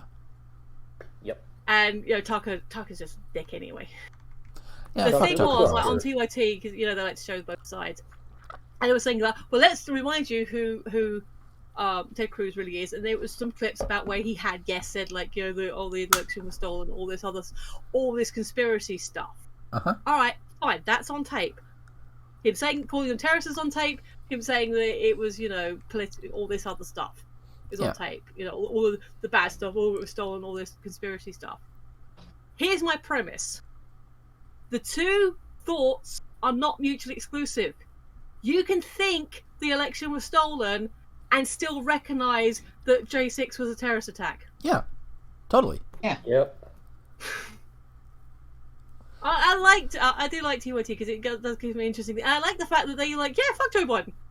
The guy's fucking up. He should stand up to mention more, all this other stuff. So they try, they do try and check their biases. Yeah. But sometimes you're like, that okay, yeah, he said this and he said that, but the two things aren't necessarily exclusive. Yeah, and also, I do want to bring up, because I did hear about Ted Cruz going on a Carlson show, and the way it's been reported makes it seem like he was basically bowing and scraping and apologizing to Tucker Carlson like he's some GOP pope or something. Ugh. Like, dude, no. Where are your balls? Yeah. Well, to be honest, Gomer, he kind of traded them in when he sucked up to Trump after what Trump had said about his fucking wife. This is true. And his dad. He hasn't had balls since the 2022, whatever it was, election, for God's sake. Yeah. Ted Cruz, take your balls out of Trump's pocket challenge. Let's do this. Yes. Yep. Yeah, like I said, not defending him as a person, but he can have two thoughts that seemingly opposite, but then still work together. Yeah. That was all I wanted to say. It was the thing I'd heard recently, and I was like, no, you're not there. An asshole can have the right opinion and still be an asshole. Yeah. There have been times when I have agreed with Piers Morgan. Right. Same here. Yeah. And that happens sometimes. It's usually one of those. It's one of those moments that's personified with the whole, with the meme of worst person you know actually says something right or something like that. Yeah. Yep. Yeah. So so anyway, let's. No, I said I'm done. Okay. So let's leave Ted Cruz behind, preferably in the middle of a Texas blizzard, where he ran away from last year. So let's leave him behind and let's go to Japan. And this is actually going to tie into this week's show title, which for those who it's a surprise for you three because you don't see the screen. If you're watching on video, if you see it on the thing, you already know what the title is. Welcome to Gamer High. From Kotaku, esports high school opening in Japan next spring.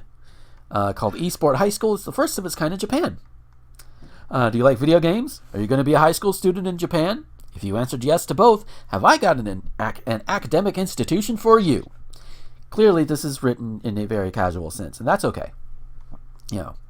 It's the internet. It's Kotaku. I don't give a shit. Hell, I wouldn't even give a shit if the New York Times was written this way. I don't care. Shit, fuck it. If it's easy for me to digest, then it's fine. This April, as junior high school students across Japan enter high school, a new type of specialty institution will open its doors. Dubbed Esport High School in English, the school is called Esports Kotu Gakuin. Japanese word. Yeah. And they have an official site and everything. The school is supported by Telecom's giant NTT's esports outfit, as well as the esports team owned by Tokyo Verdy, the Japanese professional soccer team.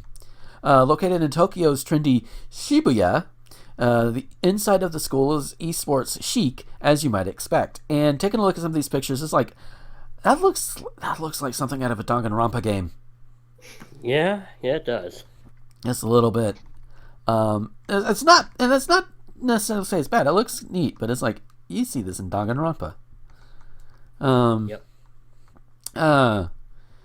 So it's located in Tokyo's Shibuya district, which means you're learning about it. Pokemon reference Kanto. You know, because I'm a complete dork like that. The high school is outfitted with 40 Galleria X A7C R37 gaming PCs with an Intel Core i7 11700, outfitted with an NVIDIA GeForce RTX 3070 graphics cards.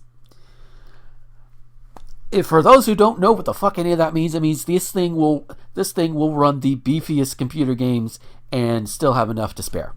It'll probably turn your room into a sauna, though. Yeah. Well, the school site doesn't list what exact games the students will play.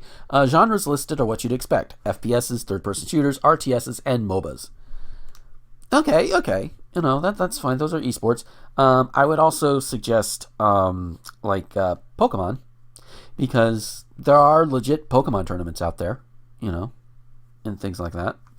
So, you know, they could use some expansion. But hey, you know, that's fine.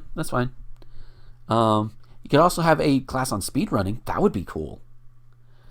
Yeah. Oh. Although I would love to see like that first day you walk in and the headmaster or principal or whatever they call them over there. I think it's headmaster. Comes in there and she introduces herself. I'm Chiaki Nanami, the ultimate gamer. I made sure to have that sound on hand just for this article. Yeah. Because she would run this. Teachers are Go ahead. I said, yeah, you know it. Yeah. Teachers are esports players and industry types who will provide their expertise to the high schoolers. That's good. Because, yeah, I've seen it go around a bit in the speedrunning community, too, that those of us who are older, like, you know, upper 30s and older and all that, or even, like, early 30s, if they've been going for a while, you know, their hands and their fingers are not what they used to be. You know? Yeah. Like I've seen Clipper, who's a speedrunner. She's done, I think she's done some Mega Man X runs. I think last time I saw her, she was doing Metroid Dread runs. And she's starting that conversation like, we're getting older. And people who may want to keep speedrunning, you know, accessibility would also be a thing. And also passing their knowledge on to the future generations, too. And just it would be great to do. Students won't just study video games, but also learn the standard Japanese high school curriculum. So yeah, so it's kind of like it's basically a vocational school, where there's a focus on e-gaming, esports, but also you get your basics too. So and that's fine. That's great actually. There's an individual study program for those who struggle with standard instruction, which yeah, cool. High school's website lists an array of careers for future graduates, including VR creator, game writer, 3D GC designer, game designer, special effects creator, and programmer. Some of these choices might need further education at either a specialty school or university, and other career options include streamer and esports pro. Hey! Nice. You know, that's awesome. January's happening this month as this goes up. School is going to hold an open campus at its location in Shibuya. No word yet at how much it costs for students to attend esports high school. Because yeah, a little bit of a cultural thing. Japanese students basically pretty much pay for their high schooling. Either they do or their parents do. So like you see, like if you watch a lot of anime, you see like the high schoolers and everything, like some of them having jobs or whatever and paying for their school or what have you. You know, that's why, because they pay for high school like we over here pay for college. that sort of thing. But they don't have the debt problem. Yeah. But yeah, an esport high school, that sounds promising. I mean, I couldn't attend it because I'm not in high school. Haven't been in high school since 2001. Don't necessarily want to go back. Although I would love to have, I would love to at least sit in on courses, with all of this stuff going around, or at the very least, I mean, hell, there are probably aspects of my own gaming experience that I could teach to a future generation if I want to, which is pretty cool. See, kids, that's one of the fun things about being older. You can teach your shit to future generations. But yeah, I am all for this. It gives the youth one more option for things that they can do with their life. If they want to go into esports or streaming, they can do that. That's some of the stuff that's provided. But it also opens up a gateway into other careers in the gaming industry. And some of the stuff could even be like special effects creator and programmer. They could be taken to other industries too. Like video games is not the only thing that requires programming. And special effects creation, movies, TV shows. Yep. Oh, the writing could be taken to a different career as well. I mean, exactly. I'm sure you could probably transfer game writing over into script writing. Yes, the format might be slightly different, but the basics will still be the same. Oh yeah, definitely. And then there's also the options of streamer and esports pro. Hell, shit. Could you imagine how awesome it would be if just right off the bat, you like let's take Twitch for example. If you actually applied for a job with Twitch and they say, okay, you got to stream this amount of hours every week and we will give you $1,000 a week, for a total of $4,000 a month. That would be perfect, honestly. Be like, hey, hell yeah, stream for 4 to 8 hours a day. You get that $1,000 at the end of the week. Perfect. Shit, man. I mean, if that was an option, honestly, if that was an option, I would be like, let's see, do I want to play video games and talk about this and record stuff for 8 hours a day every day for 5 days a week for $1,000, or do I want to drive and potentially get into a car accident? Which I say that, but it's not as much of a risk as I make it out to be with that statement. For the same amount of time and money, In that case, it's honestly, kind of equal in terms of, at least for me. Because they're both things that I can do, and they don't require me being on my feet for too often. Sometimes with a driving job you have to, because you got to go and talk to customers or whatever. But it's typically not that bad. In terms of the feet. I don't tend. I've said before. I don't tend to watch a lot of streamers or get Let's Players. Mm-hmm. I have seen a few compilation ones. I've mentioned before. I like Point Crow because he does a lot of Breath of the Wild stuff. Yeah. He does a lot of modded games, so sometimes it's really silly. Or he has one where he gets his audience to send in clips and he does laugh challenges and stuff like that. So I enjoy that. But the whole thing, and this is why I don't think I could ever stream, is you gotta have the bants. You gotta be able to keep up the energy. You gotta have the chat, and not everyone's gonna have that. Yeah. But if it's an option for you and it's something you can do, and they can help you learn how to do it, I'm assuming there's gonna be some economics class or something to help that side of things. Yeah. If it's a standard curriculum as well. Yeah. Shit. With the technology we have, we could, jumping off of the esports school idea, blah, blah, blah, blah, blah. I'm going to e-school from that idea, but just make it just free for everybody. You don't even have to, you have to organize it to some degree, but you could have online, you can have Twitch streams that you have some professors and other teachers streaming every day from 8 to 5 or whatever. Let's just say 8 to 5. And they teach whatever topic, or they can make a series of videos. Some of them probably do. You can have them go up on whatever, and I would encourage parents to push the basics. You got to have your basic math, you have basic literacy, that sort of thing. Reading, writing, arithmetic, all that good shit. Because you got to be able to function at the very least. But beyond the basics, it should be up to the individual and making literally everything freely accessible. Like if you turn 12 and you decide, hey, you know what, I want to see what firefighting is all about. You could tune into a stream. Now, obviously, some of them you'd have to have some practical experience, but once you gain the book knowledge for it, you could maybe at a certain point. Obviously, as a 12-year-old, you can't do it, but you could have that knowledge on hand, and then if you still want to do it when you get older, you can say, hey, let me go and see if I can put this into practice. And if you can, there you go. You got a new firefighter right there. With the costs going into whatever runs the fire station in your area, probably taxes or donations. I'm assuming taxes. Better be taxes, because I want my taxes going there. And then however much it may cost for the teacher to do their thing. And of course, updating as needed too, because that's the beauty of the internet too. It's easy to update the curriculum. Like there's a thing in a lot of companies, a lot of industries have this. Like you have this whole continuing education thing, where you have to go back and you have to make sure you're brought up to date. If it's easily accessible, you can be brought up to date quicker and even kept up to date. Like even truck driving. With the internet nowadays, you're caught up to date. You're up to date with just a quick Google search.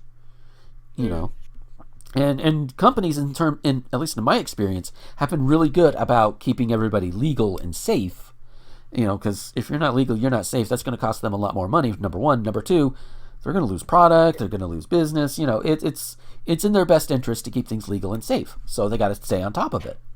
So, but just think things like that and out to everything. If you want to grow up, you want to be a streamer, there's a class for that. If you want to grow up and you want to dig ditches, there'll be a class for that. Because I'm pretty sure we say dig ditches in terms of like a simple job, but we all know that it's not as simple as it looks. Yeah. Well, Japan pretty much has that now, because they are. That's why I wasn't overly surprised about this, because vocational schools are kind of the norm in Japan. Yeah. They have things for farming. They have farming schools and other things like that. So yeah, this is just a natural progression for them. Yeah. And it's something the rest of the world needs to catch up to. Yeah, especially America. We have vocational colleges here, but they're not all like, you don't have them for like gaming or streaming or what have you. You don't have them for podcasting either, which I think there's been at least one or two instances where they've had like podcasting panels where they like teach you about the ins and outs a little bit, but yeah. But yeah. So a thought I had is so they've got a normal curriculum as well. Yeah. So does that mean that Phys Ed is Ring Fit Adventure? Could be. That would be cool. It's a stressful game. I haven't been able to play it for a while because it actually I didn't do myself an injury, but my arm was starting to hurt, so I'm like, I'm not gonna put extra stress on my elbow. Yeah. I took a break because, but yeah. Sorry. No, it wasn't really an extra thought. It was just like, yeah, cool. I was more skeptical about it until you said they still have a regular curriculum, and I was like, oh, so they're still getting normal education as well. Yeah. If it was just the esport thing, I'd be like, yeah. And even by then, they're in high school, so they've already had at least most of the basics by that point, I would assume. Yeah. I wonder if Carmen Sandiego is their geography teacher. There you go. So yeah. Sorry, it's an old dumb joke, but if Waldo, Wally, and Carmen Sandiego got married, would anyone know where to go? That's a good question. No. So yeah, so Scully, do you have any thoughts you want to weigh in on this one? Yeah, I really do think it's a good idea, and, I'm glad they're, teaching all the other important things, too. If it was just a high school for video games, I'd be a bit more iffy, but, since they're actually preparing them for a career, good on them. Yeah. Hope it succeeds. Yeah. Same here. And also, this thing I'm just now noticing in the green room you put in here, Scully. What the fuck? Yeah, I just saw it on Twitter, and yeah, it was like, what the fuck? I'll let you read it. Okay, it says, let me, there we go. A reality star who says she made $200,000 from selling her farts in mason jars. Okay, there's one. Is pivoting to selling them as NFTs. Number one, farts in the jar. Okay, everybody has their fetishes, whatever. I'm not gonna kink shame too hard, because that's still ew. And then number two, how the fuck are you gonna sell them as NFTs? How? I know, As right? far as how I understand it, that's not how NFTs work. No. Exactly. NFTs are basically a receipt saying you own something and you don't really own it, and the thing that's supposedly generated is like, it's using up so much power that it's actively harming the environment. Exactly. It's like, what the fuck? I just hope this NFT thing dies down at some point. Yeah, it needs to sooner rather than later. It needs to do more than die. We need to smother it. Oh, yeah. Absolutely. Smother it like a demon baby in a crib. Yep. Could we strategically EMP the people with the mining sites? Because someone posted that video of the guy here's my data mining thing. Like, if you were to EMP it long enough so it caused disruption in the chain that makes everything worthless. But could you then still recover the stuff? Would you be able to degauss or whatever and have the stuff equipment work again? Then people can actually use it who want to need it. Yeah, and that was because outside the environmental stuff, which is valid. Mm-hmm. One of the other big things I've been hearing is they're pushing up the prices of parts for basically nothing. Yeah. Oh lordy, there was one interaction I had a little while ago. I'm trying to see if I can find it real quick. Yeah, it was basically this guy who was on Twitter who was like, "Oh, I got my little NFT monkey back. It was stolen. Blah blah blah blah blah blah blah." And I'm like, you do know you can just let me show you how to save it. So I took a screen cap of his monkey picture with the after a right click. There was that Chad who took a whole bunch of the monkey and probably put online NFT. Mm-hmm. He basically made a photo mosaic of someone right clicking. Just it's like, and even if we can't right click it, we can screenshot. Yep. There are ways around it. There is, and that's the thing you also gotta realize. No matter if you're doing something that's art or picture heavy, regardless of whether it's an NFT or not, there are people who can and will do that. And of course NFTs, they oh, you can actually own your artwork, and I am sitting here looking at an avatar of myself in Becky's little toony style. That is a piece of artwork that I possess, literally possess. Yeah. And okay, in this case I didn't pay anything for it because Becky does it for free for me, because as she put it, I put my dick in her. Her way of putting it, not mine. But I also, in addition to Becky's art, I am looking at I have an art folder of art pieces that I have commissioned from Magdalene Rose. She is a good artist. Go check her out. And, oh, look at this. It's on my computer. I'm opening it up. I'm looking at it. And I'm scrolling through it. There is there's a few pictures involving Becky, because of course I do, involving her favorite Pokemon. There's at least one of me with my favorite Pokemon, one of me and Becky together with our number one favorite Pokemon, and there's also a kind of a Disney toonified picture of Randy, one of the co-hosts of Channel KRT, and also a friend of mine. I think I had that commissioned for her birthday. I don't remember. I might have, because her birthday and Becky's birthdays are rather close. So, and Yeah. So the point is, these are all art pieces that I have paid for. I have them on here, and of course, Becky and Randy have copies of them themselves too. And if they don't have them, they could just say, "Hey, need another copy." Okay, fine. And Michelle points out in the thing, she's had to mute for a moment, that she's commissioned for Aaron's birthday. Yeah, that's the beauty of it. We can do this. This is literally giving artists money and getting artwork in return. Yep. My avatar, I commissioned someone for it. Yeah. I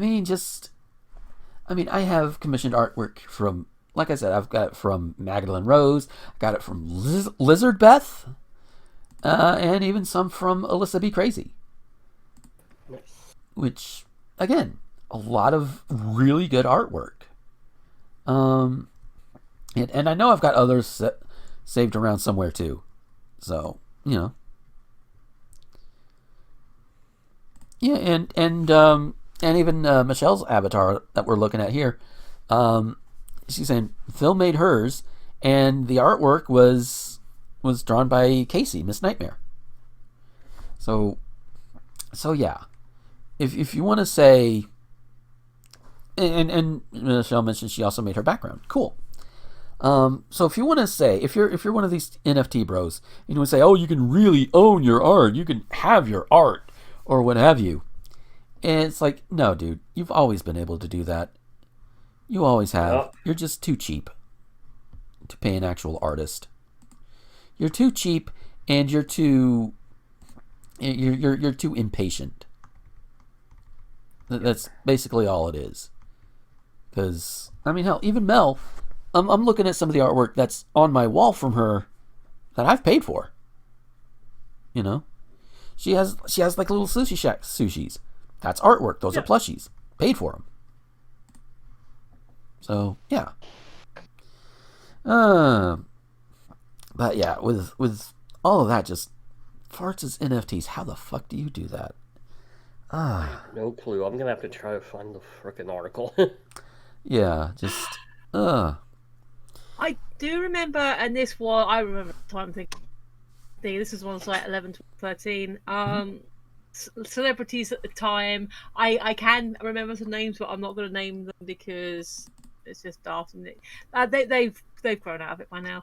But yeah, there was like a whole thing of breaths in jars. Like certain people were like breathing into a jar, and apparently they were being solved. I don't actually know, thinking on it, if the celebrities involved were actually involved or just people marketing it with their names. Yeah. It sounds like this person, at the very least, is doing it for herself. Yeah. It's dumb, but if she's doing it for herself and her own thing, then yay. Yeah. But yeah, so do we have any other thoughts? Ricky, do you have any thoughts on all this? No, I don't think there's anything else to be said on that. All right. No comment. Yeah. So with that, we are going to go ahead and get on. Oh. Yeah, fuck NFTs. But yeah, so we're going to go ahead and get on out of here for this time. Like I said at the beginning of the show, I'll have weekend home time. I'll probably keep this to a bi-weekly schedule, at least for now, until things settle down a little bit more. Hopefully we can keep to that schedule. But that's all right. Yeah, Scully, where can we find you on the social medias? You can find me on Linktree, linktr.ee/Scolipendra. All right. And Ricky, where can we find you? Place you can find me is on fanfiction.net. Sweet. And Michelle, where can we find you? Linktree, linktee. I always forget tr. tr.ee. Yeah. Yeah. /Phoenix 11 PHEONIX 1 one. And funny story, because most of my YouTubes I upload my phone. Mm-hmm. I had a copy paste link in my notes that I didn't realize until like about 100 videos in. That was so I've corrected the first page, and I'm gonna have to go back and correct a few more. But yeah, there are a lot of videos that don't have my link tree on them properly. Oops. Ah, well, it happens sometimes. Dumb. Yeah. And as for me, you can find my link tree, linktr.ee/gomer21xx. That's where all the stuff is, the Patreons and the YouTubes and all of that, and the TikToks. I'm going to try and be a little bit more active again on TikTok over the next year. Maybe not just the Danganronpa stuff, because I'll also be on the road. Maybe I'll have something I want to just blast out at everybody. Who knows?